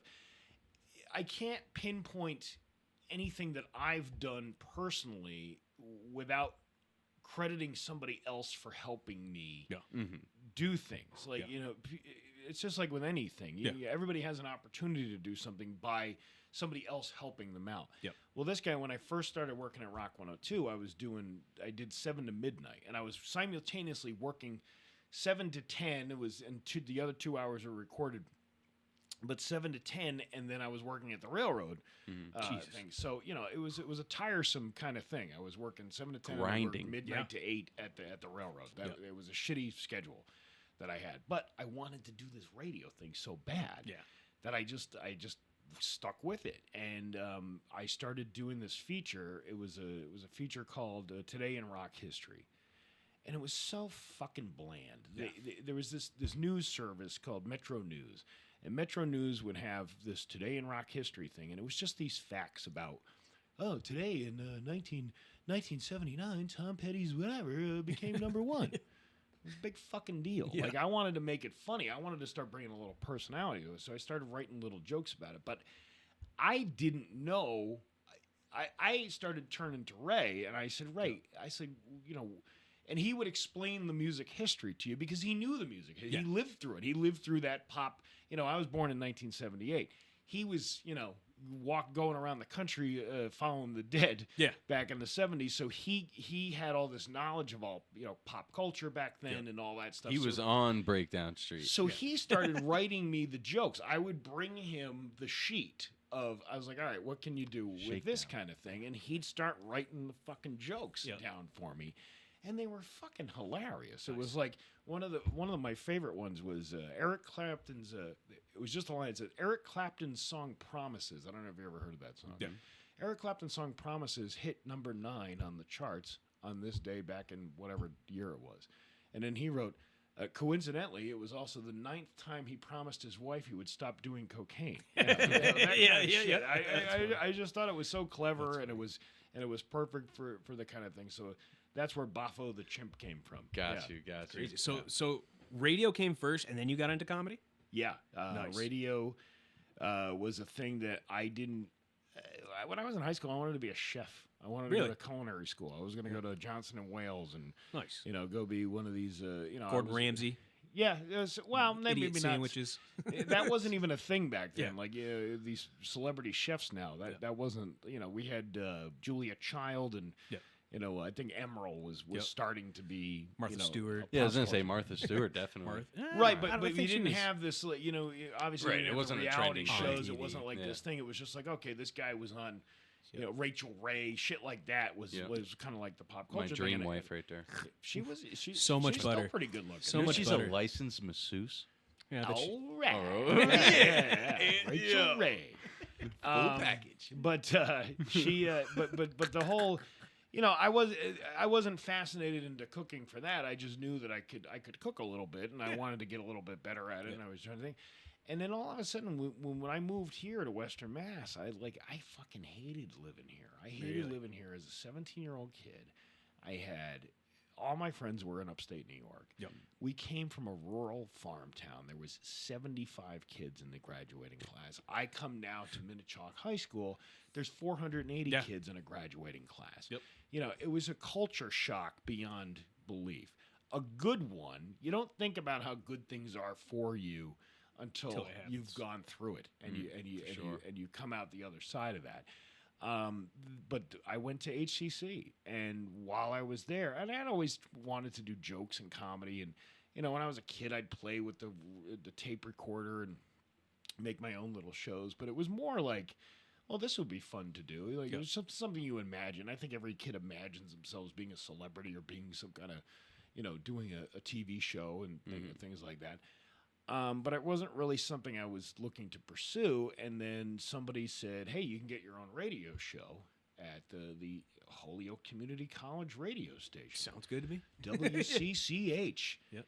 And, when you're 18, 19 years old, you Why think the that's fuck the not? fucking cat's ass. Yeah. Hell yeah, man. 10-watt station. Nobody's listening to it. But this is the kind of shit. Like, that was the original podcasting. That was the thing that got me into that. Yeah. And Howard Stern was huge at the time. And I had this friend, Paulie B, who Paulie B was a little bit older than me. And he had the show. We all had different blocks. We had 2-hour blocks we could do a show in. And he was, I think I was 2 to 4 and he was 4 to 6 on a Friday afternoon. Yeah. And I would just sit there and I'd go in and I'd play my Billy Joel records and, shit like it. Geeky fucking college kid. Like, here's Billy Joel on WCCH. And then you'd like press the button. There was no like talking over the music. There was none of that shit. Talent development didn't come till much later for that kind of thing. And he would come in and he wanted to be, he was the talk show guy. He wanted to be the Howard Stern kind of guy. And he starts, I'm sitting there listening to this guy talking, and we wouldn't really talk much at all. And he starts getting into like talking about anal and doing this weird shit. And I'm like, on live radio? You can say this? Like, and then there was always an administrator that would come down and say, you can't talk like that. You can't do this kind of shit. Yeah, you could, because the FCC wasn't listening. It wasn't like, they're not listening to a 10-watt college station. And if they do, some old lady calling up and complaining because she just happened to come across it, that means two things on the radio at that point. Nice, so he starts inviting me on the show, and we start talking about different things. And we'd go... The internet was kind of like booming then. So you could go get news off Yahoo and, all these different things. And so we'd bring in these stupid news stories and we'd sit there and shoot the shit. It was dumb. It was stupid. But you can't discount it as it's something that helps you propel to the next stage of existence. As a matter of fact, this brings us to our segment of Move the Mic. What's going on in local news? No, I'm kidding. I didn't know if you had that. I was looking at his screen. I was like, he doesn't know. What is he doing? I was like, what is he doing? No, I figured right as you were roasting that, I should... But that was something. And again, all these people that help you out and get you to places... this guy, Paulie B, he was, his name was Paul Blanchard, Chicopee guy, and he graduated before I did, and he wound up getting a job at WMAS, 94.7. He got a job being a sales guy at WMAS, which was not on the air, and then they wound up giving him like a midnight to 5 shift or something on a weekend kind of thing. That's how most of us started. It was it was mostly an overnight kind of shift when they had live radio. Yeah. They don't really do live radio at night anymore. But he invited me to his wedding. Well, and he said, I'll sit you at the table with the program director and the music director of WMAS. And so I did. My girlfriend and I at the time went to this wedding down in Norwich. And that's how I got my first job in radio. That's was awesome. Talking to this guy, Rob Anthony, who is now, he's one of my best friends. Nice. And I remember the older guy was Paul Cannon, who's since passed away. But Paul was like a kind of a hard, serious guy. Yep.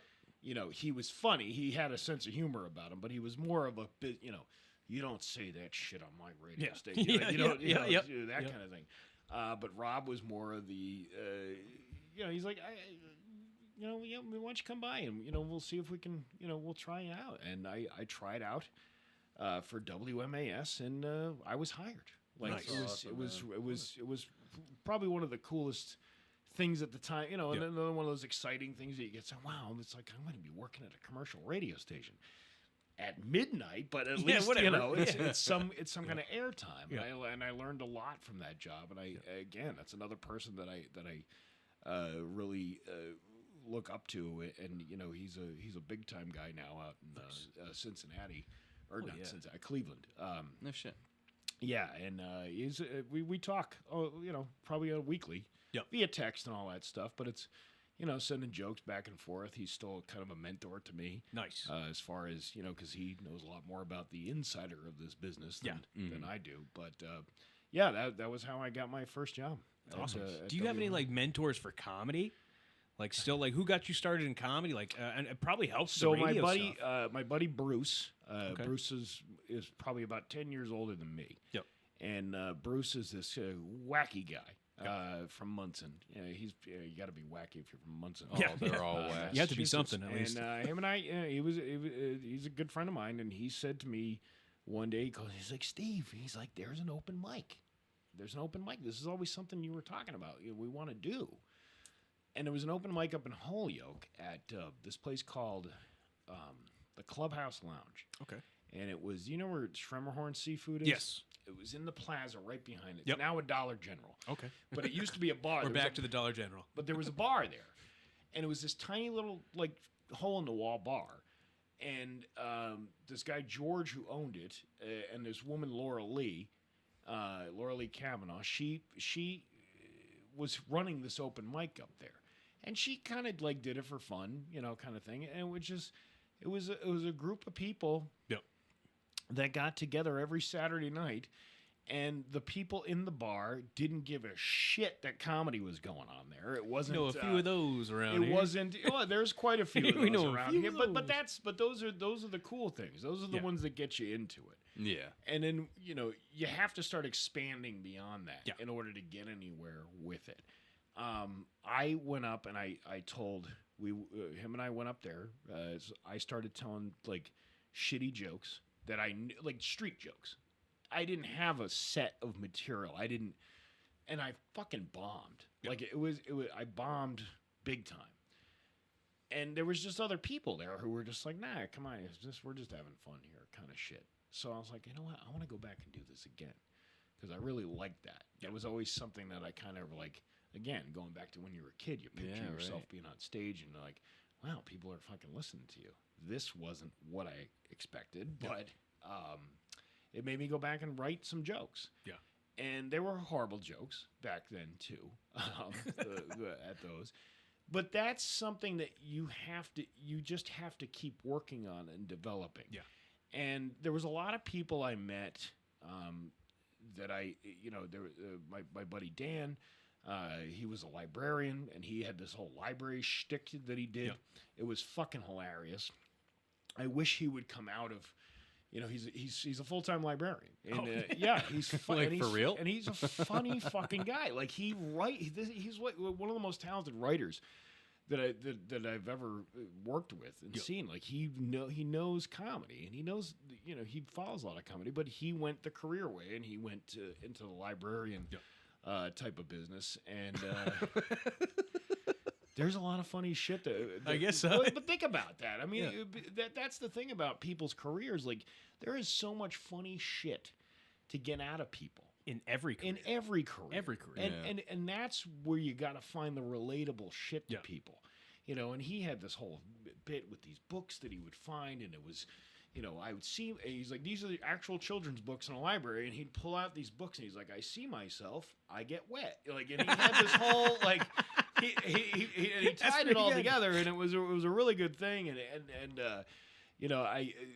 so I learned a lot from him. I learned a lot working with other comedians. I don't really have a mentor per se to get into that. I know my buddy Marty Caproni, who you've probably heard on the Bax and Nagle show before. I actually saw him. So I went to the Loft with it was Mark Norman was performing. Yeah, and he was featuring before him. Yeah. And he killed it.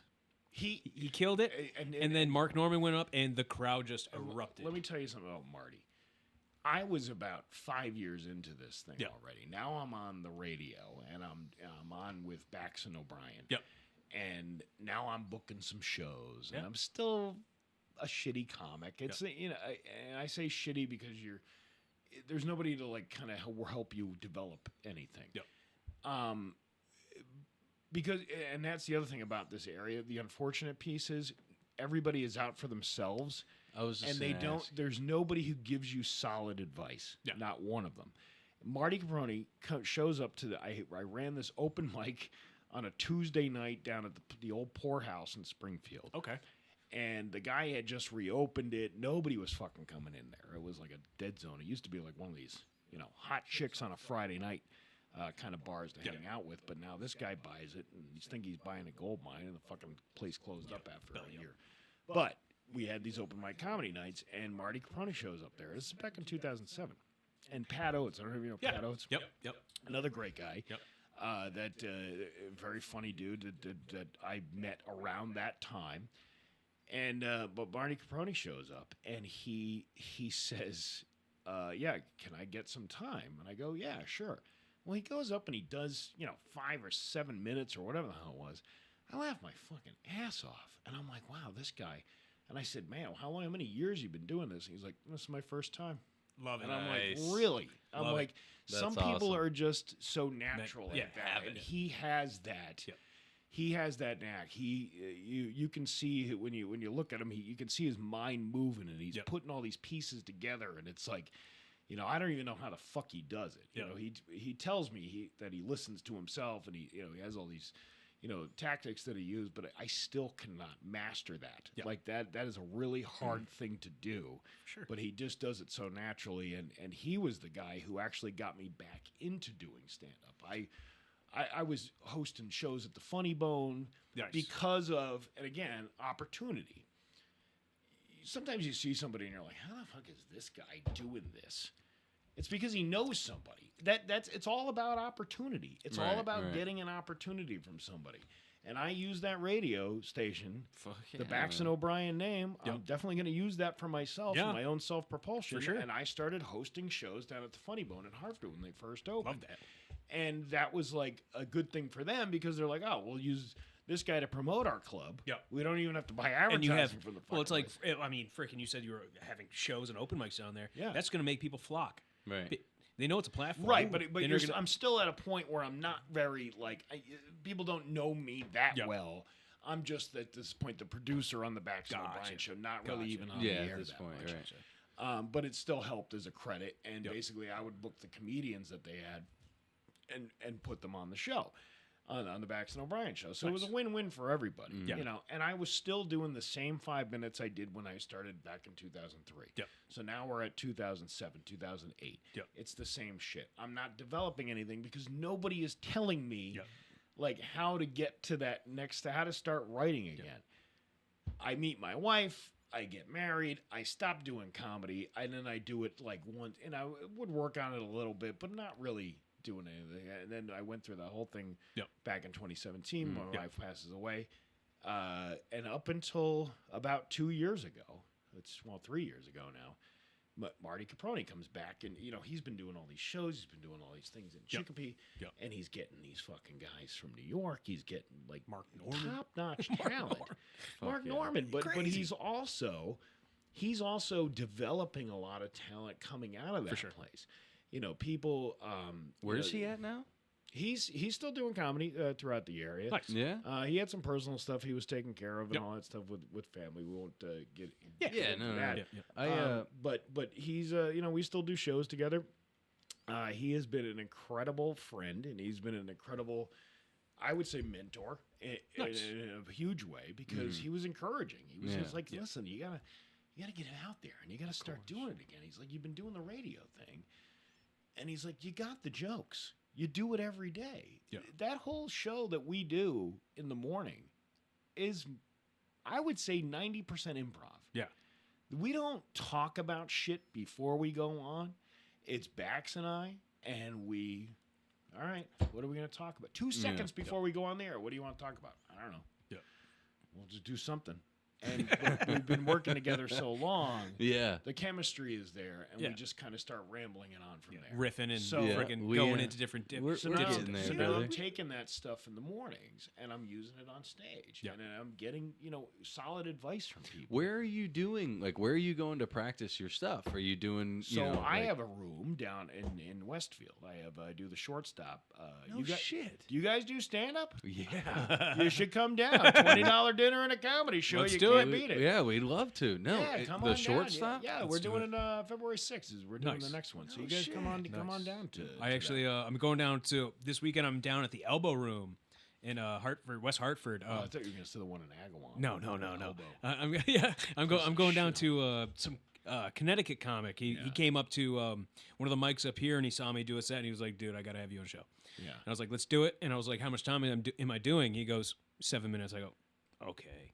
I was like, I was just like, I've like a bulletproof 12 that I have. Yeah. Yeah. Maybe 12 to 15. That's just been That's great. Tearing apart. But that's the thing. Like you got to get out there and you got to keep doing yes. it. And you got to get feedback from somebody who actually gives a shit. Exactly.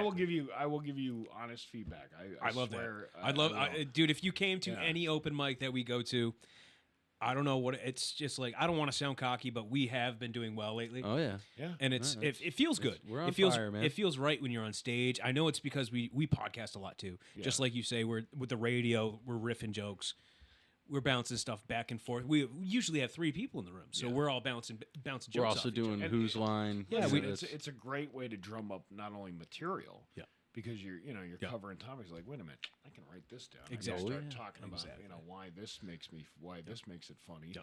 and then try to develop that into a joke. Yeah. Yeah, you should totally do that. You I'd should love that. totally keep. You come to that room. There's other rooms that you. We try to get out as much as possible, but it's just like I get up for work at 4:30 in the morning. I know Yeah. you can Well, we vibe get with that. that Yeah. too, yeah. So it's for just- our it's like, schedules, we've been mainly hitting like Buddha Joe. We've been mainly hitting down like at down the Nook. at the down Nook. there. Yeah, it's, we've it's been a show mainly every hitting week. that there. one. Right. Oh my god, He packs the room. There's 30 25, at 30 least 30 people. Literally last And that's Thursday, that's I went audience up on members. stage and I go, "You guys realize this is the gym for us? Like Like this is a free show. Like, go ahead and working lower our stuff out. Yeah, expectations yeah. a little bit because Listen, those you know, places are the places that I remember great going places to to Bishop's work. Lounge up in Northampton. Used to That's have were I one. started. Oh They're my still goodness. there. All right, they're still there. We were They're just still there doing that Sunday, show. man. Yeah, we went this past Sunday, and there was I want to say 6, 7 comedians, 3 audience members. Yeah. Yeah, Still it's- did the show, and it was just, the- not the show, but but you the can't. mic. You have to. It doesn't matter. Yeah. Because even now, like there are shows that I do. Yeah. That I know Marty and I did a show a couple of years ago at a marijuana dispensary. They wanted us to do the show at the marijuana dispensary. The whole thing kind of got fucked up in the promotion of it, and how we had 12 fucking people there. Yep. But it was the best show those 12 people got Hell because we were high as fuck when we did it. Like, because it was like, we're going on the parking lot, we're smoking. Shh, I don't want to Sponsored by the dispensary. dispensary. Well, you weren't alled to smoke in the place. Like, Yep. you had to, like, go out. So, we were, like, hitting this vape pen before we go out. And Marty got fucked. Because I was, like, really heavy into it. I don't really do it much anymore. But, like, I was really heavy into it. And I had this pen.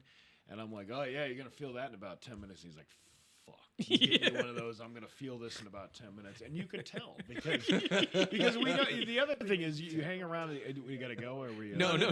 He was I was counting saying 10 minutes. yeah. He doesn't even have a watch on. No, I was going to say, mine's... 10 minutes. But he, we know each other's material. Yeah. We just start listening to it enough. Like exactly. Okay, he's going to be wrapping up soon. I Yep. know that this joke is going to be one of the last jokes that he does, or whatever. And I'm like, I don't even know who the fuck he is. Like, all I know is we're both in outer space, and these people are like, what the fuck is this that we're watching? What is this? we're This the watching? guy who tells us the there was- Kardashian jokes. There was Yeah. there was one Right. there was one mic. So I usually never smoke before a mic, even after a mic. Now I kind of stay. I wait till I'm on that couch out there to smoke. And so we smoked before a mic, and Damien was like, "Yo, you're up next." I get up there, and I was talking gibberish. I get off stage, and so he's my harshest critic and my best critic. Yeah. He looks me right in the eyes and goes, "Dude, what the fuck was that?" And I go, "Honestly, I don't know. Yeah. And I Dude, literally was he's- just like so zonked out. I was just like, I need to get out of this place. He has this killer joke about his ex-girlfriend. I have a bunch. And there's some kind of big words in it. Yeah. And dude, not one of those words were eligible. It was like, yeah, like he I think was, I tried to say prerogative, and it sounded like It just comes out like that. Well, yeah, I mean that's one of those things. It's all about working and getting flow and all that stuff. I mean, I did a show over the weekend, and I've been working on a lot of this new material that I've been trying to come up with. And because my original material was very raw, and it was very like almost shock value kind of shit. Yep. It really was just more of like, let me see what kind of reaction I can get from people. And I don't. I think some people could see. Like, I know my strengths and I know my weaknesses, and my strength was I have stage presence. I can get up and I can start talking to a crowd, but I also like fall back. I felt at that time I was just falling back on these horrible jokes of me living in an efficiency apartment, an ex-girlfriend, kind of shit, and it was just. How do you what was it? How do you get a dog from humping your leg? You pick them up and you blow them. That's how you do it. Yeah. But it was just like, and that's fucking that's it was just It's like my horrible frying things, and pan it was joke. there was a joke about Downs that I did, and I realize now, growing up and having friends who have children with Downs, and like. How not fucking funny that was. Yeah. Like, you really, like... It's scary, because for sure. Because as a young comic, you're like, I just want to get that joke in. And that, saying those words with my friends are fucking funny. But it's not. It really isn't. When it comes down to it, people appreciate more intelligent humor and more thought-out jokes than they do about just the shock value. unless you're in Westfield. Well, unless you're in Westfield. I mean, Westfield has a... Dude, I was doing some higher IQ stuff on Thursday, man. Oh my God. And it was just going over people. It was about the recent inauguration, and I won't go too far into it, but people were just like lost. One guy in the crowd was just like, "Oh, somebody's gonna be missing some teeth after the mic," and Damien's highly trained in martial arts, and so he goes, "Oh, we got a tough guy," and all of a sudden he goes, "Well, let me dumb it down for you," and he goes, "I'm from Ohio," and just goes deep dive into his Ohio jokes like that, and it was just like, then he had the crowd back on his side after that. Like the guy that said, "Oh, missing some teeth," came up and dapped him up, like shook his hand. Can you tell me the joke? So loosely, it's a premise of like I was getting a 1940s Germany vibe. Yeah. But it was before the whole Elon thing. Oh, right. Okay. And then I was like, We got that. We got it. And then I was Clock like, it. I'm not doing that. No, I was like, it was like, as I'm watching it, I was starting to get time to do a little early spring cleaning, yeah. And I say that out on stage, and this guy was just And like, they had a problem with that? yeah, dude. At an open mic. Which is kind of weird. I mean, you're calling a spade a spade. I mean, Yeah, I wasn't. I don't think there's not too many people in this world that would look at that and go, yeah, well, this is 1933. Yeah, exactly. This is what's going on. It felt like Yeah. just like the level of energy in that crowd. You know what I mean? I was getting that vibe. Yeah. So I wrote it down in the moment and I tried it on stage, and that's the response I got. Yeah, it was People really were- funny. It was well, he handled it very well too, because like we're also like different people on stage. Because I've had at that same mic, I've had somebody boo me, and it was just because I made fun of the hosts, and it was Somebody booed you at an open mic. At the Nook. He needed Yeah. it though. He learned something. I did because it was just like it taught me that's like It's a good gym. well, it's like following around a pregnant girl at the gym and being like, "You're fat, you're fat, you're fat, you're fat." If somebody boos at that mic, but it also taught me not to. Yeah, but it was like so. I almost went to a very dark place and sat there and roasted that same guy the whole time. Yeah. But I looked in the back of the room and I saw the host and Damien look at me going, Enough. Done. and he Don't- saw where I was don't going to do go. that. Like I held the mic and I was just like, And I go, so let me tell you about my dick. And so I like just try to lighten it. Yeah, but it wasn't that joke. It was a different one. But it was just like I was totally different. I fucking doubled down in the crowd. I was Yeah, like, you did. let me lower the IQ down for you. These Let me retards. explain these jokes to you. But they loved it. It was great. And that guy looked like a douche. Humor is much more effective when explained. Yes. When you have to explain it to somebody. For sure. But I mean, the open mic thing. I really somebody getting offended at an open mic. You're at an open mic. Like, what the fuck do you think is gonna be? And you're in the be crowd. said? You're in the crowd. Yeah. I mean, it's a good thing that you get a reaction from people because going back to the Indian food reference, everybody's got a different taste, and no matter where you go, there are different people that are gonna find your shit funny, and there are people who are not gonna find your shit funny. And you also learn how to kind of curb your material to where you are. Yes. We just learned that recently, man. And I have some darker jokes. Most of my act now has turned into talking about my dead wife. Yeah. Because again, she had a great sense of humor. People get turned off by that, though. There's a lot of people that don't like that kind of talk. I don't know if it's something the way they feel about themselves, or they don't want to imagine a situation like that for themselves. It's always people always think in for their own egos and their own situations of how they would handle something like that. I try to make it lighthearted, and I explain a little bit why I think this is funny and why you should be laughing at humor. Get you there. It took me a long time to get there, though, because again, it was the shock value jokes. The pain, man. You can't always do those. You can't. It depends on where you are. Yeah. Perfect example. I did a fundraiser a couple of years ago in Westfield for the YMCA. Yep. And I realized really quickly, like, you can't do like this dirty shit because it's not that there was kids there. It was all adults. Yep. But these are also people who are not just coming for a comedy show. They're coming because it's a fundraiser. And these people are going to show up no matter what because they want to support their grandkids, and they want, they don't like you. They're not there for you. They're there to support the club. Yes. They're there to support Brother, the were fundraising. you at the Marriott Hotel So you in have- fucking Springfield the other night? Sounds like you're reading our minds. You Jesus have to Christ. quickly change that tone. You can't just go in there and expect people, well, I don't know why you fucking people don't think that was funny, because that goes through your mind going, wait a minute, it worked at this place, it doesn't work everywhere. There's going to be different people, and there's a different vibe and different. That's the beauty about comedy, is there's always a different vibe, and you never know how it's going to go. We just need to learn to adapt. Is what he's telling us, because we Yeah, need well, to. The thing is, together we still don't even have 2 years. He's got a year. I'm just today is 7 months for me.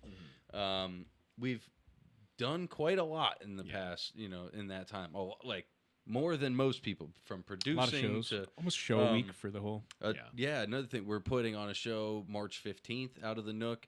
Headliners only. We're starting it off 2 hours of music, 2 hours of comedy, 20 minutes every headliner.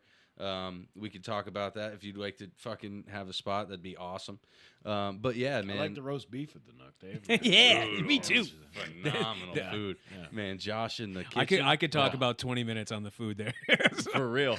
But yeah, anyway, like we're packing in a lot, but the one thing, is the time, the experience of being in not only being in multiple rooms, but also writing material for everybody. Reading the You know what I fucking mean? crowd. That's what we need to like. So we usually read the crowd and know our jokes ahead, that we tell can them do. the story. I will. So we did this show. We put on a show for basically some Freemasons and Shriners, and it was at the Clarion Hotel in West Springfield. We had a packed room, 110, 120 people. One of the bigger crowds that we've ever done before. Yeah, definitely. And we got up there, and so he opens his set with some crazy jokes, and literally people are just groaning, going at his jokes. And I get At up on first. and I get up on stage after him, and I do my bit about the Peepin' Tom, Yeah. and so does well, and I do an. You made it sound like I totally fucking bombed. No, and no, you're no. the I'm he's no. coming Hold out on, with, hold "I on, did hold well, on, I hold did on, well." hold on. My Come next on. joke that I say was the dude who put on the show was a Shriner, and he was like, "Look for all the white people wearing funny hats. and you'll find us in the ballroom. So I walked up on stage. I was just like, well, Johnny told me to look for all the people wearing funny hats and being white, and I was really expecting them to be more white and pointy.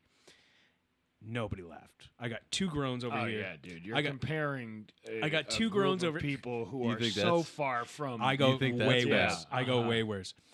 So I get literally groans, and I see two like older men just go, boo. And I was like, oh, fuck me. I was like, whatever, here we go. I was like, dial down. So I do my whole bit, and so some of my ex-girlfriend bits, my ex-girlfriend actually had leukemia. Don't worry, she's in a better place. Oregon. Right, yeah, Oregon. Oregon, She's far away from you. Yes. No, I'm just playing. But so I did jokes about cancer, and there are Shriners that raise money for cancer. Yeah, And- what did you not know what the I Shriners didn't look it up. Hospital was? I didn't look it up. I didn't look it up. That's not. I was yeah, just like, I that's literally not- got off stage and I was like, what the fuck was that? Yeah. And everyone looked at me like, what the fuck Well, were you doing? it's- And I was just, It's not entirely his fault. So the guy who put us on the show didn't know that wives were going to be there. Yeah. He thought they were going to be lodgemen who he's with all the time. dirty old men. Dirty old dudes. Yeah. So we get there. There's a lot more people than what we thought. And so here's what I went with. This he skips right over it. I Well, go up there. I I'm didn't like, want to tell your jokes. I go up there. I'm like, so last minute we find out what's going on here. I had to do some research, and on the internet, all I could find were like conspiracy theories about the Freemasons and the Shriners. And I pause. I look around. I was like, but I don't see any Jews here. Literally, everyone just man. goes, You could hear the old people Yeah, just you go, see, this is what I'm talking about. You gotta know your audience before you You're go right, in there. bro. You can't. There are certain things that you cannot crash say. down. I was It looking, is funny, right? It is. It is. Uh, but you don't say it to Jews. You don't. I was looking, and there was like, I'm new, baby. yeah, it was like, I was just like, That's not. You know what? Ignorance. That is not. It's one of those things. Like I didn't know you weren't supposed to go 90 miles an hour down the highway. But I didn't see a speed limit sign. There are certain things you just don't do. Well, Yeah. in like reformations, a guy did come up to us afterwards. He was all badged up. He was clearly a high rank, and he was like, "Hey, there's a show for bikers that we're doing. Yeah. It's a fundraiser. do that. Yeah. You'd be more. He's like, fit for this. Yeah, he goes, we want you guys for that show Yeah, because okay. this is better for you. So although there were guys who did find it funny, their wives were right there, and then we hear these ladies come out and they're like, we didn't want to laugh because our husbands were here. Yeah. So the whole room was just Well, like again, confused. and again, you're talking about a fundraiser. Yeah. Place but not everybody. There are people out there that, believe it or not, they don't watch stand-up comedy. They don't understand that it's so subjective and it's so But you also. Again, you gotta know your audience and you gotta know the room that you're doing. Where the fuck I've were eaten you, shit. bro? I needed you there. Listen, man, I've eaten plenty of shit in my day. You got to talk about stand-up rules on the air a little more. There's been plenty of times where I ate a pile of shit just because I didn't know what I was doing and who I was talking to and things like that. But I do a lot of cancer jokes too. But I also don't.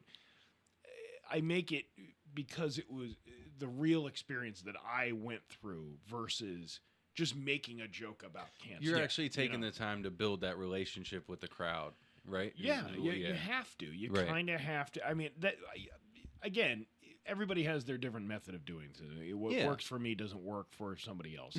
But it might not work for you. But I know. But even a great example of this is. I actually, when I started getting back onto doing stage, I was, a couple of years ago, started rewriting material and coming out with stuff and being, and a lot of it was like pop culture shit, like shit that was currently in the news because we had just talked about it on the morning show.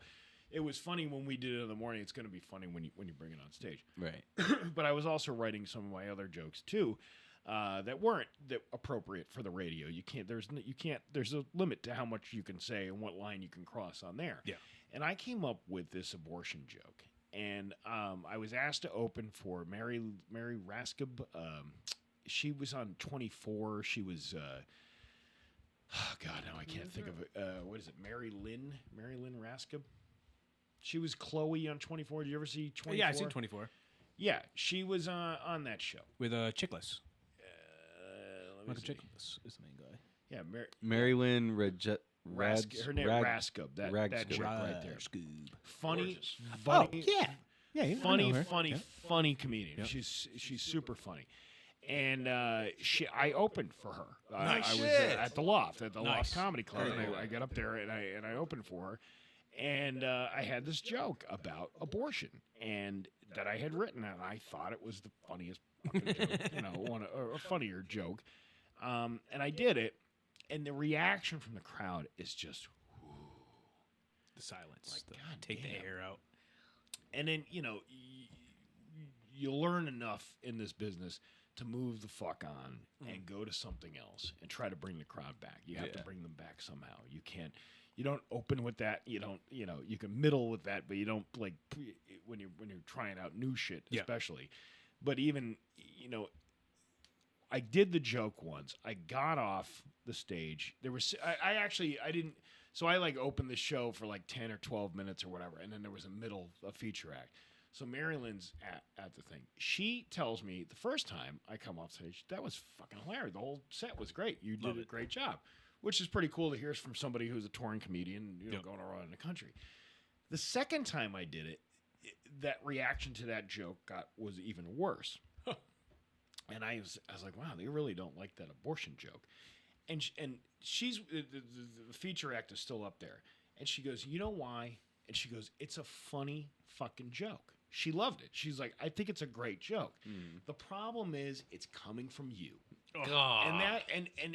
But no, it makes sense. It makes a lot of sense because you have to understand how culture is and how controversial that particular subject is. And while she was being very honest in in her reaction. You have to know your audience when you go into something, and you know that shit might fly at a biker bar with a bunch of bikers on there, but it ain't gonna fly in a room full of diverse people who are sitting there wanting to watch comedy, but not really. Well, they did for that. So that's another thing. They were actually super confused. Yeah. Because they didn't know. They thought there was going to be like some ceremony where they give awards, and that was going to be it. Yeah. They didn't know there was going to be a whole hour and a half of comedy at the end, at the end of this thing. In the middle of it. Actually, in the middle of it. So it was food. It was a whole banquet planned. Food, Kiss of death. comedy. That's- It was just put And then together what, dinner terribly. and dancing afterwards. It Is was that what put they had? together terribly. Yeah. Okay. They had to sit through our comedy to get through, Just to get to what they came for. yes. They had This to is sit. why they have like professional people who book these things to make sure that these things flow the way they do. Right. Yeah. Yeah. And Intermissions. oh my god, get this. So in the back of the room was a table of fucking clowns Shriner clowns. heckling every comedian. Popping balloons. Oh, I would have been all over that shit. Dude, He was on one Yeah. at one point. He got I one gave it pretty to him good. a little bit. We had I was like, dude, that Buddha Joe did his thing. killed it. Fucking Great had 2020. him, man. It was like he made it a real comedy show. Jason Marby did his thing. Shout out to our buddy. He had him laughing too. Yeah. There was good people on the show who figured out how to deal with them. They've been in comedy for a long time. Turned it all around. And then and again, we're making it sound like we bombed. We did have laughs. You know what I mean? It was just a very awkward situation because we went up so early in the show as well. But dude, Buddha's doing his thing. He comes off the almost a standing ovation. And then fucking these guys are all pissed. I said, do that with a fucking balloon. There you go. Loud enough All right. for Put everybody. them in their place. Hell yeah. That was it. Then they started packing their oversized shoes up in their fucking bags. And they were like, Oh, man. You ruined the night for the Shriner clowns. Yeah, I always thought the Shriners. I said this stupid ass thing to one of these guys because they come down and they help out with the Mayflower Marathon every year, and great group of people. Yeah. That come down there and they wear the hats and all that stuff, and they come down there and I'm like, "Where's the monkeys?" And they're like, "What?" I'm like, "Don't the Shriners have the monkeys?" right. And I'm like, Maybe I smoked too much pot because I always pictured that with that little fedora hat thing that they got, and there was a fucking monkey. And like, Does he got the symbols? Yeah, that has nothing to do with the Shriners. Yeah, right. I don't know if that's just like from some old Bugs Bunny cartoon. Dude, what do you call a lesbian with braces? What? An organ grinder. Oh, Jesus. Dude, I thought, yeah, Sorry. yeah. Had to fit that one there. I thought Shriners were just a part of the circus. You know what I mean? Yeah, Like, same. they were just there to make the circus Same. seem Make the fun. circus Same. Big seem guys, fun. The little Melon. car. Yeah. You know. Wow, that's what they do. They Yeah. drive that little car around, and they. Do you have think the fun. Patch Adams was a Shriner?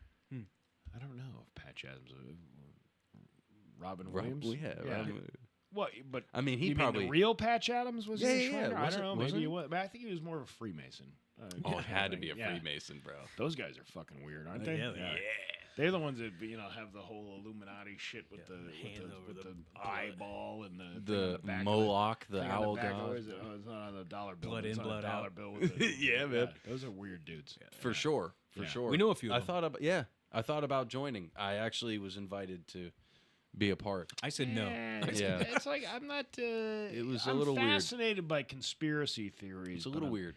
but I'm not. I'm also. But they'll say they're not. Like every cult says they're not a cult. Exactly. Come on. I mean, Yeah. let's just face it. Yeah. I mean, if you're in a group like that, you're a part of a fucking cult. Yeah. Like, Charles that's Manson didn't kill anyone. What? You know what I'm saying?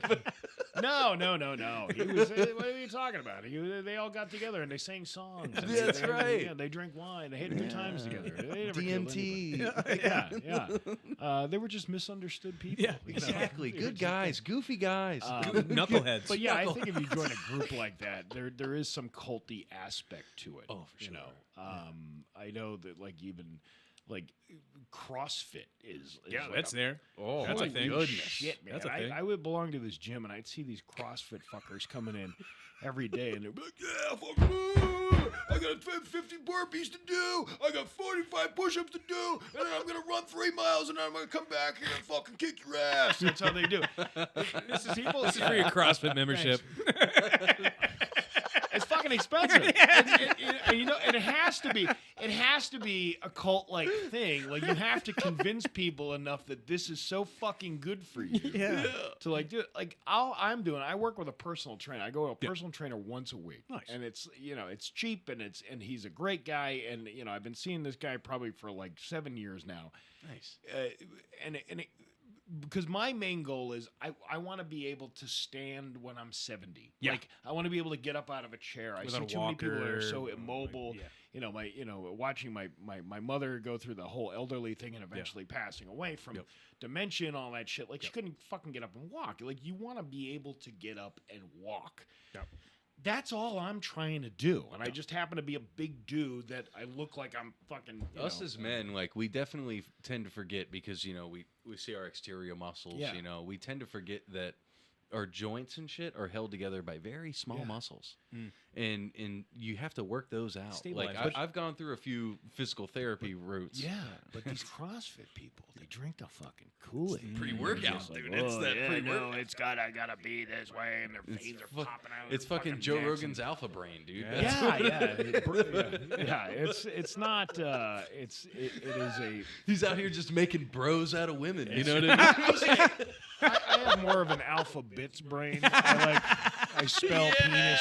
I spell penis with my breakfast cereal. That's how I like it. Alpha. They're all just P-I-N-I. Yeah, I'm not. Listen, if you wanna- I spelled penis wrong. That's embarrassing. And you see so many of those different sports, and these people are so fucking into it. And good for them. I mean, Yeah. if that's the thing that's keeping you healthy, but if there's a Yeah. limit to how much I'm going to be able to put into something. You know what I mean? For sure, dude. This guy, he kicks my ass, but he kicks my ass in like a non-violent way. once a week. Like, yeah, like he's like, whatever. If you don't want to come, that's your fucking prerogative. You're paying me. That either means way, two you know? things. Yeah, right.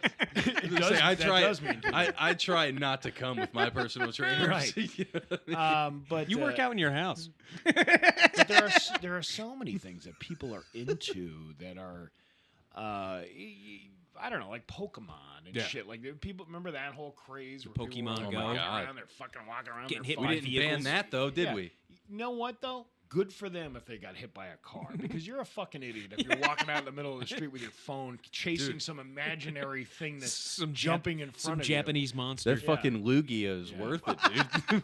I know. I mean, other than politics, I can't really think of too many things that are other cult-like-ish type of things. Hentai. Jesus fuck. That's the dirty Japanese porn, right? Cartoon porn. Yeah, That's cartoon another porn. fucking thing. I'm Like, telling you, dude. What is that all about? It's weird, man. It's a whole Hentai. culture. There's this thing on the internet. I probably shouldn't even say it. It's like Rule 32 or something. And what it literally means is that if it's created, there is porn of it on the internet. That's fucking weird. And it's all cartoon shit. Yeah, Crazy. That's Anything you can. It's crazy. It's disgusting.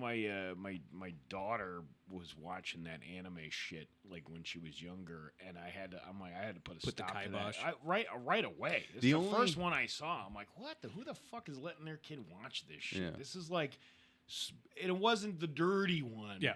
But it was pretty borderline, you know. Getting there. The only good one is Dragon Ball. Goku. I don't know. It's I don't all get about into shit family. like that. It's all about family, raising your kids to be strong, and I don't and have like. It's I the don't only think good I one. have like a hobby Yeah. that I stick with. Like I like some movies, I like some music. I don't like, like I'm not into something so much. talking about Maybe movies. masturbating. That might be. Man, have you seen really, the latest? Really good at. Have you seen the latest Mel Gibson movie, On the Line? So he's a radio host who's been doing radio for like 40 years. God. Notorious for being an asshole to people. So they get this new hire, and this dude fucking who's been a listener for a long time, his girlfriend used to work for the radio station. Yeah. Who this guy played a prank on, right? And now she killed herself. So he captures his entire family, fucking burns down his house or whatever, ends up taking the whole fucking radio station hostage. Dude, this movie is awesome. If you haven't seen I've it, done it's- that before. yeah, right? It's a good one, man. Usually it's either cooking fish in a microwave in the break room or taking a big dump in the thing. I've held many people hostage in that movie. Oh, yeah. Wow, they don't make movies like that anymore. There was I'm telling a Talk Radio was a Yep. movie that I saw years ago. Did you ever see that Yeah. one? That was another Yeah, that one was of good. those kind of was good. creepy things. Play Misty for me. That's a creepy fucking movie. That's from like the I don't 70s. think I've seen that one. Clint Eastwood. It was a Clint Eastwood. He played Doing a horror movie?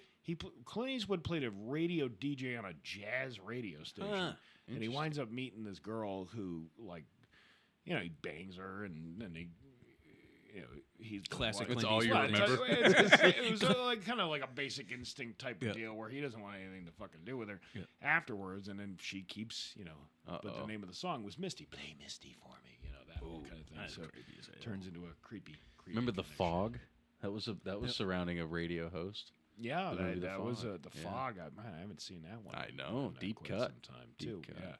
Yeah, but I don't really get into. I don't have hobbies like per se. I've started getting. I've become so soft in my older as soon as the older I get, and having kids really changes you. Obviously, you can tell you don't do the same things you did when you were 20. Yeah. But having kids kind of softened you up a little bit and started to give me a little different perspective on the world. And I paint now. I fucking Nice, do dude. acrylic That's- painting. Little That's George cool. W. And Bush in it's you? shitty. It's shitty acrylic painting thing. But it's something I like to do with my kids. Because it's something that we can do together and talk and I could definitely see a good YouTube series for you where you just make those DIY fucking model cars, and you're fucking. fucking doing that. You know why? Because Dude, you gotta here's the- ASMR voiceovers. This is why. The ASMR video. This is the red number 37. Same color as a meat mitten. Give that motherfucker his money. Give him his money. Give him now. But it's just like painting is probably about the most organized thing I can do. He said because- Oregon. Yeah, I did say Oregon. I think it's the most organized thing I can do for a guy like me because I am so fucking bad about like keeping pieces to things and having an organization to like tools or anything that requires some So kind no of mental- Legos. Legos are off the fuck. No, I hated Legos. I wanted shit that came together already in a box. That means two things. Too. But like, This is my. I got so fucking mad. Like when my kids are growing up and getting these, the Barbie dream house or whatever it is. It's like 3,000 pieces that you gotta put together. There was a thing my late wife and I had bought. When the kids were little, and it was a kitchen. It was a really nice kitchen. It was a wooden thing. It was like a corner kind of piece, and it had everything looked real on it. It was like it was all plastic, obviously. Yeah. But everything looked real on it. They had all the stickers. But none of the shit was put together. And it says in the instructions, this will take you 8 hours to put together. A and I'm work like, day. fuck no, I can do this in like 2 hours. They right? were just prepping us for Amazon. Dude. Yeah. So I did it over a course of like 5 nights. I would go down and I would get some vodka and I would get some Sprite and I would just sit there and drink. That's my You drink. guys are Vodka fucking Sprite, twins. bro. and then curse. Like, what the fuck is this thing? And I put the thing on the backwards and all this other shit. Yeah. Probably maybe drinking wasn't the best thing to be doing. you Or you're know. putting a child's toy together, but there was no any safety compromises with that. But man, what a pain in the ass this stuff is. I love that toys, like especially in Walmart, toys are all labeled for the ages. Yeah. So like my kids, my younger ones, they want something. And I'm like, you gotta be 10. You know what I mean? Can't do that. Yeah, that's a good one. It's illegal. Yeah, right. You don't want me to go to They're jail. watching. So let me. How many? Well, you have 4 kids. Yeah, 4. 4, and then 2. What's the ages? Like, what's the? So my youngest? oldest is 12. Yeah. 10, 9, and 8. Damn, dude. Yeah, brother. And 3 different. Three different baby mamas, brother. Shit, you were just fucking firing them off rapid fire. I got the long I guess so. I think it's just potent. I don't know if it's long. That Italian didn't just go to my nose. You know what I'm saying? Yeah, right. Wow. I love it because he's from Ohio and he doesn't say Italian. He says Italian. Yeah. Like he's from like That's what's how it's said. I don't know. I say Italian. Italian? Yeah. I say Damn, Italian. dude. Do you say Italian? Yeah, how do you say Italian. Italian. Oh, Yeah. fuck. I can't argue with the voice of Western Mass here. Whatever. Dude, like I know what the fuck I'm talking about. I say debris instead of debris. You know? Debris? Debris. That No, sounds... I just say dude, it. that sounds Roman as You know, fuck. I used to take things to heart so much when somebody would criticize me for something, and because I was trying so hard to excel at these little career changes I would make, and when I first started working on Rock 102, doing that stupid fucking bit I was telling you about with the rock history thing, it was lewd and lascivious behavior. That's how you say the word. I didn't fucking know that. So I get on and I was like, Jim Morrison was arrested down in New Haven for lewd and lascivious behavior. But I don't know. I just didn't know how to pronounce the word. Like I knew what it was. I just didn't know how to say it. There's a lot of words you And never some hear. fucking guy. This is the curse and the blessing, though. Some guy fucking called, and he was like, "Did you just say lascivious? It's fucking lascivious. You're a fucking..." And he's like, "You're a fucking idiot." Like, He's a calling- Luciferian is Yeah. what he is, And that then fucking now- guy. But now, like looking back on that, I'm like, what fucking asshole calls a radio It's station at absurd. 7:30 at night to tell the night DJ who just started he's an asshole He's 'cause like- he couldn't pronounce a word? It would just be Hiccuping like, in the phone. He's like, no, but that would be something I would hear and just be like, oh, I guess, and I'd fucking go tell my friends. I'm like, guess what this fucking guy on the radio just said? Not to call the guy and tell him what a fucking asshole he is. His son came to an open mic and Yeah. booed Eric. Probably. boo. Never forget that in my life. Yeah, I guess entertainment. How's that funny little thing going Oh, there? that's Eric? good. Oh, It's man. subjective, for sure. I hate that. I have family members be like, "Oh, you still doing that? That little comedy thing you're doing?" I was like, "Oh, you mean what I'm dreaming to do?" Cute little thing. And I was just like, "That's awesome to say to me." I can't believe we've been at this for over 2 hours. This Oh, is dude. like, It goes by pretty quick. It does man. go by does, pretty yeah. quick. It does. Yeah, this is where it starts going downhill, though.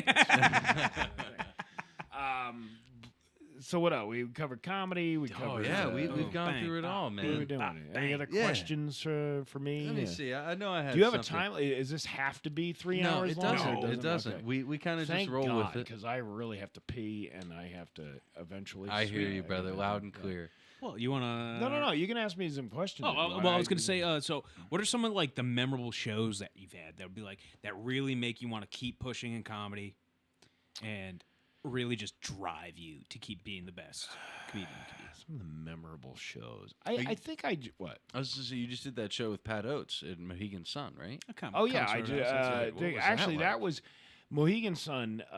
They have been awesome down there, Yep. and that was an opportunity that I got over the summer. And again, I've been working on doing this, trying to get back into doing longer sets. I can do like an hour now. Like wow. I have That's that much amazing. material. Yeah, and but it's also like you got to keep going out and practicing practicing different bits, and That that's what I do long? with these shows when I do them done. I get a lot of these guys that I've met, throughout New England. And I get guys from Albany, I get guys from Rhode Island, I get guys from Vermont, I get people from all over, because and it's a great dinner comedy show. Not that I'm plugging my $20 dinner at a comedy show. But I mean, it's a great deal. I mean, Shortstop's got some great food down there, Yeah, and man. for $20, you can't beat it. You get a night of comedy, you get to see about 6 or 7 different comedians, and you get to. We have a headliner. We usually have a headliner. We're Mike Hanley. I don't know if you know Nice. Mike Yep, yep. Hanley. He's going to be headlining the one on February Nice. 6th. But we get like Brian Glowacki. God, I can't even think of the names of these people. But you know what I'm saying. You get these guys that are seasoned comics. They come and they close out a show. It's perfect for them. They make a little money on a Thursday night, and they get to practice some of the new shit that they do. I use those to practice. I host the shows, and I go out there and I do 10 minutes or 10 or 12 minutes, and I get to try out the new material that I wrote for that week, which is Right. great, or the last couple of weeks that I did, and that's what helps it come together for an hour long, type of material. And the hour has changed already from, it's not always different material, but you want to change it up. You don't want people coming to see you and them going, this is the same exact fucking shit he just did. Repetition. Some people like that. Some people are like, love a greatest hits guy. I mean, I could go see a Dave Chappelle show and he could do the same hour, 5 times in a row, and I'd 100%. still laugh every fucking time.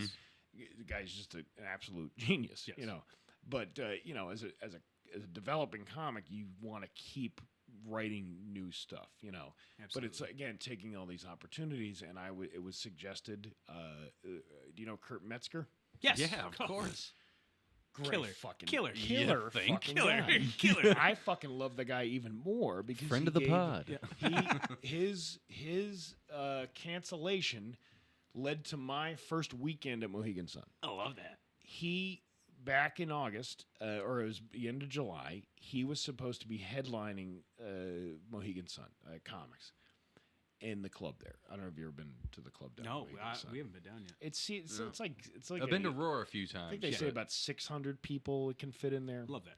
I didn't fill that many people, but it was cool enough. It's an actual real fucking club. It's Oh, professional. They got clocks on the wall and shit like that. Stuff that stuff to keep The times. details. Yeah, Oh, all the so details. a clock that you can only see. Yeah. Yeah. It's like, That's okay, by the that's way, what's and they cool. tell you got to be off by this time because we got another fucking crowd coming in here. We got to turn this room in. There's no fucking around. Yeah. Right. With a professional club like that. So that was a really cool experience for me. It was the guy who was booking the place says, I don't know who the fuck I'm going to get. Now, Kurt Metzger cancels. Fuck. He cancels like the week before the Oh, show. man. I don't even know why the fuck he canceled. I don't even give a shit because it doesn't matter to me. But they have to refund those tickets for that show because they had, he's got a huge following and he was probably going to, probably fill the place for the 4 shows that were there. And they're like, well, who the fuck are we going to get now for this? And my name was suggested. Hey, I just worked with Nagle Hell yeah. last weekend. He can do it, and he works on the radio. He could probably sell tickets. They like that idea when of you course, can sell yeah. tickets and all that stuff. So that was probably one of the coolest experiences that I've ever had because I was nervous, but I wasn't like so nervous like I can't do this. I was nervous as like I hope I remember everything that I'm trying to do here. Yeah. And but the cool thing was they did promotions. I was doing reels. I was doing like all this shit like a real comic would do. Yeah. And that just kind of like it gives you an ego boost. It gives you enough ego boost and enough incentive to keep doing what you want to do. It's awesome. Like, all right, fine, I'm making people laugh, but how can I really make people laugh? What else can I do? How can I improve on this bit? How can I improve on this joke?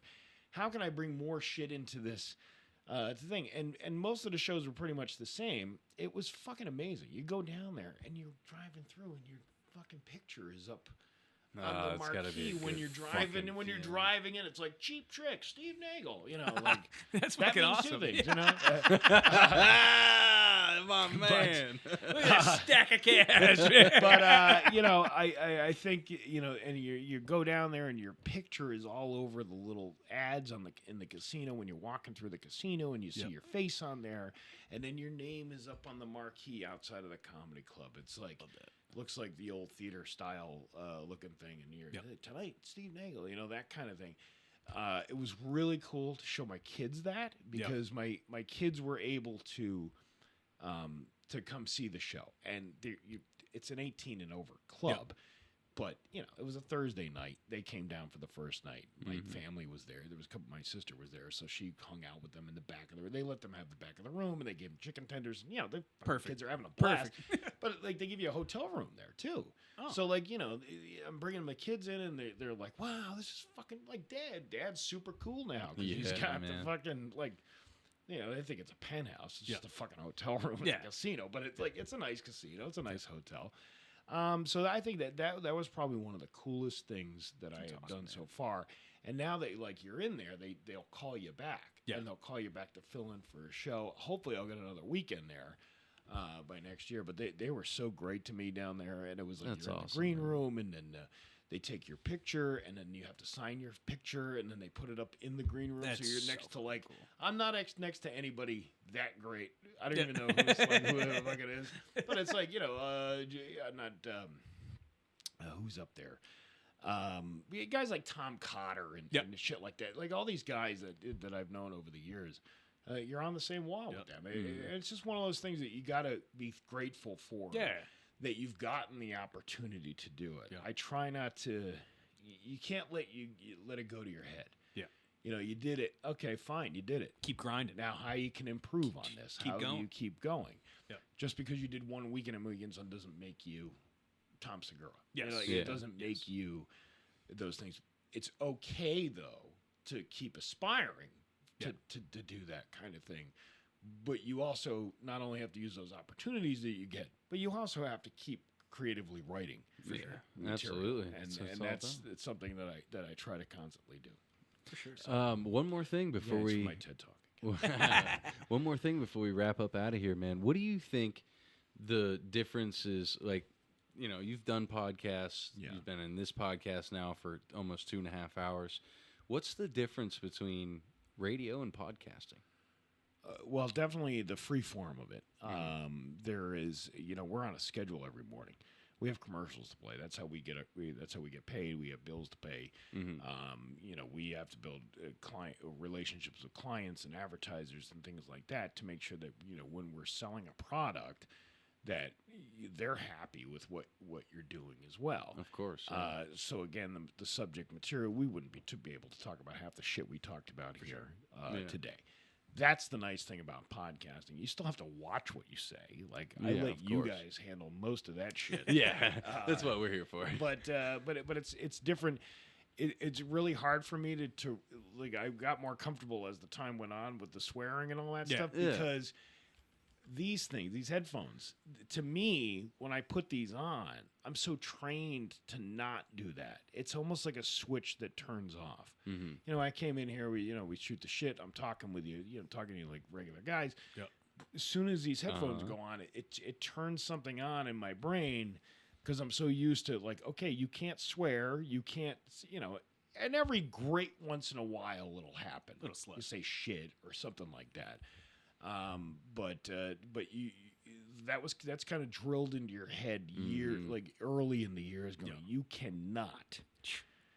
Because they're a company, they're business. It's a business, and and they have a license to uphold. So as much as somebody thinks that they can do whatever they want when they come in those shows, I mean, you're not Howard Stern. You're not. He's on a completely different level than you are. Yeah. You know, you're talking to a local crowd of people.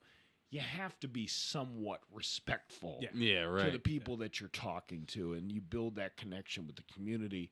And to bring it all back, that's what we do. We go out, and we meet people, and we volunteer at these, these events, and you get to know who you're talking to, knowing your audience. See how I'm bringing all this shit back around, bro? Call back. Let's go. Yeah, brother. But it's all about building a relationship with people.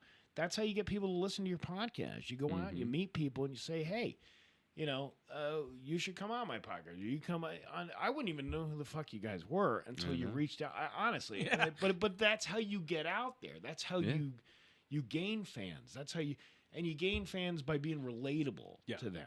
So if you stick with what you're sticking with, you will have that group of people who continue to listen to you, and then they'll eventually tell other people. That's how you kind of grow an audience. It doesn't just happen overnight. Yeah, right. It's not. It's and I think there's a lot of people who look at you, and I know this is, I've heard this before, which blows my fucking mind. People will look at you going, "Wow, you're on the radio, and you get all this thing." I'm like, do you know how much shit you got to eat? Do you know how much shit you got to eat in order to get to that? What is this? What mechanical? What do you fucking do here? What is this? So I insulate like HVAC systems, chill water systems in buildings. How long have you been doing that? Going on 7 years. 7 years. How did you get into that? So I used to be a machine operator. I'd operate like excavation, fucking, that kind of shit. And then my buddy was like, "Hey, you're not happy at work? Come work with us." Okay. So I went, filled out the application. They said I had the job. I showed up to a job site expecting to get in a seat. Yeah. And they handed me a bucket full of knives, and they were like, "Go wrap that fucking duct." And at first I was like, "All right, this is really weird." I wasn't expecting it. And then I got a paycheck, and I was like, "All right, I'm gonna stay." Yeah. Because obviously it's about raising 4 kids in today's Obviously, society. There's a necessity, and there's also liking what you do. And now it's now I actually do enjoy it. There's a lot of stuff like, dude, you see a fucking 40-foot tank that's 35 feet wide, and we gotta wrap that motherfucker. The point is, people don't see the work that you've put into it to get to what you're doing now. Now it comes as kind of second nature to you. Like, I know how to do this. I know how to do that. I wouldn't know the first fucking thing about what you're doing. Right. I mean, I know what insulation is. I just don't know, the method in which you do it. Yeah. But people don't see how many times you got yelled at, how many times you fucked up on the job, because everybody fucks up. Nobody's a perfect thing. Yep. But you're now comfortable in a spot. See, that's what the thing. People look at you and they I don't know if it's like they want your success, and I think they just want it overnight sometimes. Mm-hmm. Same with comedians. Like, I look at these comedians, but Tom Segura is one of my favorites. Him, Anthony Jeselnik, all those Your guys. Mom's House, one of my But those favorite guys have been pods. doing it for so long, and they put in a lot of fucking hard work, and they put in a lot. And there's people stealing material from them. There's fucking people like, accusing them of different things. All that shit you got to put up with.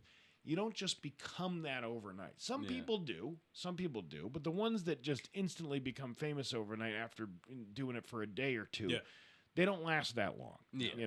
I can think of a couple of different comics off the top of my head. Perfect example. I mean, good for her though for getting the fucking. I know, man. What you know what? How to. A fucking meme coin. There's a meme coin. I knew it. Yeah. She fucks everybody over. All these guys that were drooling over her going, I want that fucking girl, that Haktua girl. Nobody's talking about the Haktua girl anymore. You know why? Because she fucked people out of money. And that's what happened. You know why? It's because she didn't make an OnlyFans. That's why.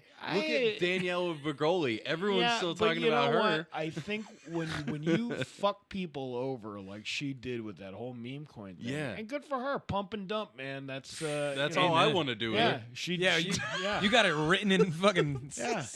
You know, all these guys Paperwork. going crazy. Oh, I'd love that Hawk to a girl. I think, Hawk do it, because, there's all these good dudes that want, I want that kind of chick that does that to you. She fucked you all right. Oh, she got yeah. you to buy her fucking Kool-Aid, and you bought into it, and she pulled the rug out from under you and fucked you. Good for her. That's a Yeah. cult. It is a Bitcoin is cult. cults. When you buy, that's what Dude, I'm saying. Don't those buy guys, into it. Yeah. Those guys are just like a fucking cult, man. So yeah. I mean, the success part you gotta. I'd like to. I know that I'm still never comfortable with that. I'm still never comfortable with like. I don't think I'm anything great. I think that I do have strong qualities. I've learned to kind of love myself a little bit more over the years. But I never think that I'm better than anybody, and that's how you relate to an audience. You don't fucking talk down to people. Yeah. You see these guys. Some of these guys they get Toss them money. a couple hundred and. They get a bunch of this shit. Yeah. And then they're not relatable anymore. Right, I don't want to be unrelatable. I like talking to people. I like having neighbors. Are you talking about the other bear from Two Bears, One Cave? Yeah, Two Bears, One Cave. Yeah, fucking Bert. I love Bert, man. But yeah, he's definitely what you're talking about. Well, but I mean that's how I kind of look at the world. I don't see myself as anything better than anybody. You can't. It's a good way to be, man. Because when you start talking down to people like, oh, because they don't have as much money as you, well, fuck you then. Yeah, Like, right. Do I really want to be hanging out with somebody like that who thinks they're fucking better? I go through the same struggles everybody else does. Yeah. It's the perception of what, again, going back to like, oh, you must make a lot of money. I don't make a lot of money. I'm a comfortable You're living. comfortable, yeah. I make a comfortable living, but I also have 2 kids that I have to feed. Yeah, so but you're also doing what you love. and that's the important piece, is that I can't think of a better thing to do than to get up every day at 3:30 in the morning and go do a job for. I mean, it really is something that I really enjoy doing. And again, my point is to go back to really about the politics thing. I don't want to make somebody angry. These people are going to fucking work. They already hate their fucking job. Yep. I don't want them hating me. Yeah, right. I don't want, because that's how you create more division and shit. That fucking guy Nagle and his stupid fucking views, and this is how he thinks, and fuck that guy. I don't want that. I want them going into work going, oh my God, I was dying this morning because That guy Mark from West Springfield really fucking had it going on. You. Dude, and you hit it right on. I can tell you from personal experience, because I'm one of those guys at work on his ladder, on his lift at 6 a.m. Man, you guys can literally change. You guys can change the vibe of a job site. Yeah. With 200 guys on it. Half of them you can't understand them, but we're all listening to the same fucking guys riffing back and forth. And next thing you know, we're having conversation off of your guys' stuff. Dude, what you do is an awesome thing. Oh, I appreciate it. Dude, I just want to say thank you so fucking much for coming down thank here. you, man. and I appreciate you guys giving me the opportunity. To Feels come on. very This is the surreal. First time I've ever been on like an actual podcast. Really? That's awesome. That feels good to hear. Nobody's ever really. I mean, people have asked us, and I think I said I would do it, and then I just kind of like forgot about it. Like, so I'm sorry to whoever was out there. I kind of do it. I forget we're on camera too. Friends of the thanks for pod. coming. Yeah, that's it. That's They're it. all friends Can of I the pod. see myself on the? There you go. Oh, shit, You can look right up on that shelf, big that tiny fucking camera. bald head you got That back tiny there. camera up Yeah. there is all yours. Oh, that one. Oh, hey. Yeah, right? Hey, Mom from heaven. Hey, how are you? She could definitely see you, brother. I'm sure she sees me do things that she doesn't want to see her own. I don't want to see those things. No, That's for sure. no. But guys, thank you so much for the time. Hell yeah. I really Absolutely. appreciate you coming on the show. And good. Let's do some comedy together sometime. Yeah, Freaking for tell some sure. jokes. You know what? After talking to you guys for 2.5 hours, I think we're done. That's awesome, man. So where can people find you? What's your socials? Facebook.com/Steve Nagle. There's also Instagram. It's snagle78, SNAGLE78. And you can also find me on the TikToks for now until that's gone, and that's at Nagle102. And SteveNagle.com is an old website that has me entertaining crowds, DJing weddings, which I don't do anymore. But I got some info from that, so that was still helpful. Oh, did you? I did. Yeah. I'm glad you didn't ask me any questions about that. That was it's a great way to make money. It's also a great way to meet people, but I'm done doing that. It's going to somebody's fucking wedding every Saturday. It gets old really quickly. My buddy's a phenomenal drummer, but he plays in a band that plays for weddings, and he hates his fucking life. Yeah. And I'm like, dude, you're one of the best drummers I've ever met. You should be like fucking enjoying everything. I had a pretty good, I run into people every once in a while that I've been at during their weddings, and they've gotten married. And it's a 50-50. Half of them are still together, half of them are still thing. And it's like, I wonder which one is single now. There's definitely a few out there. Too, yeah. All right. Awesome. All right, guys, Thank you, Steve. Let's get out of here, Woo! This is Move the Mic podcast. What a fun time! That was great, man. Holy shit! Yeah, that was fun. Thank you so much. I appreciate it. Oh, absolutely.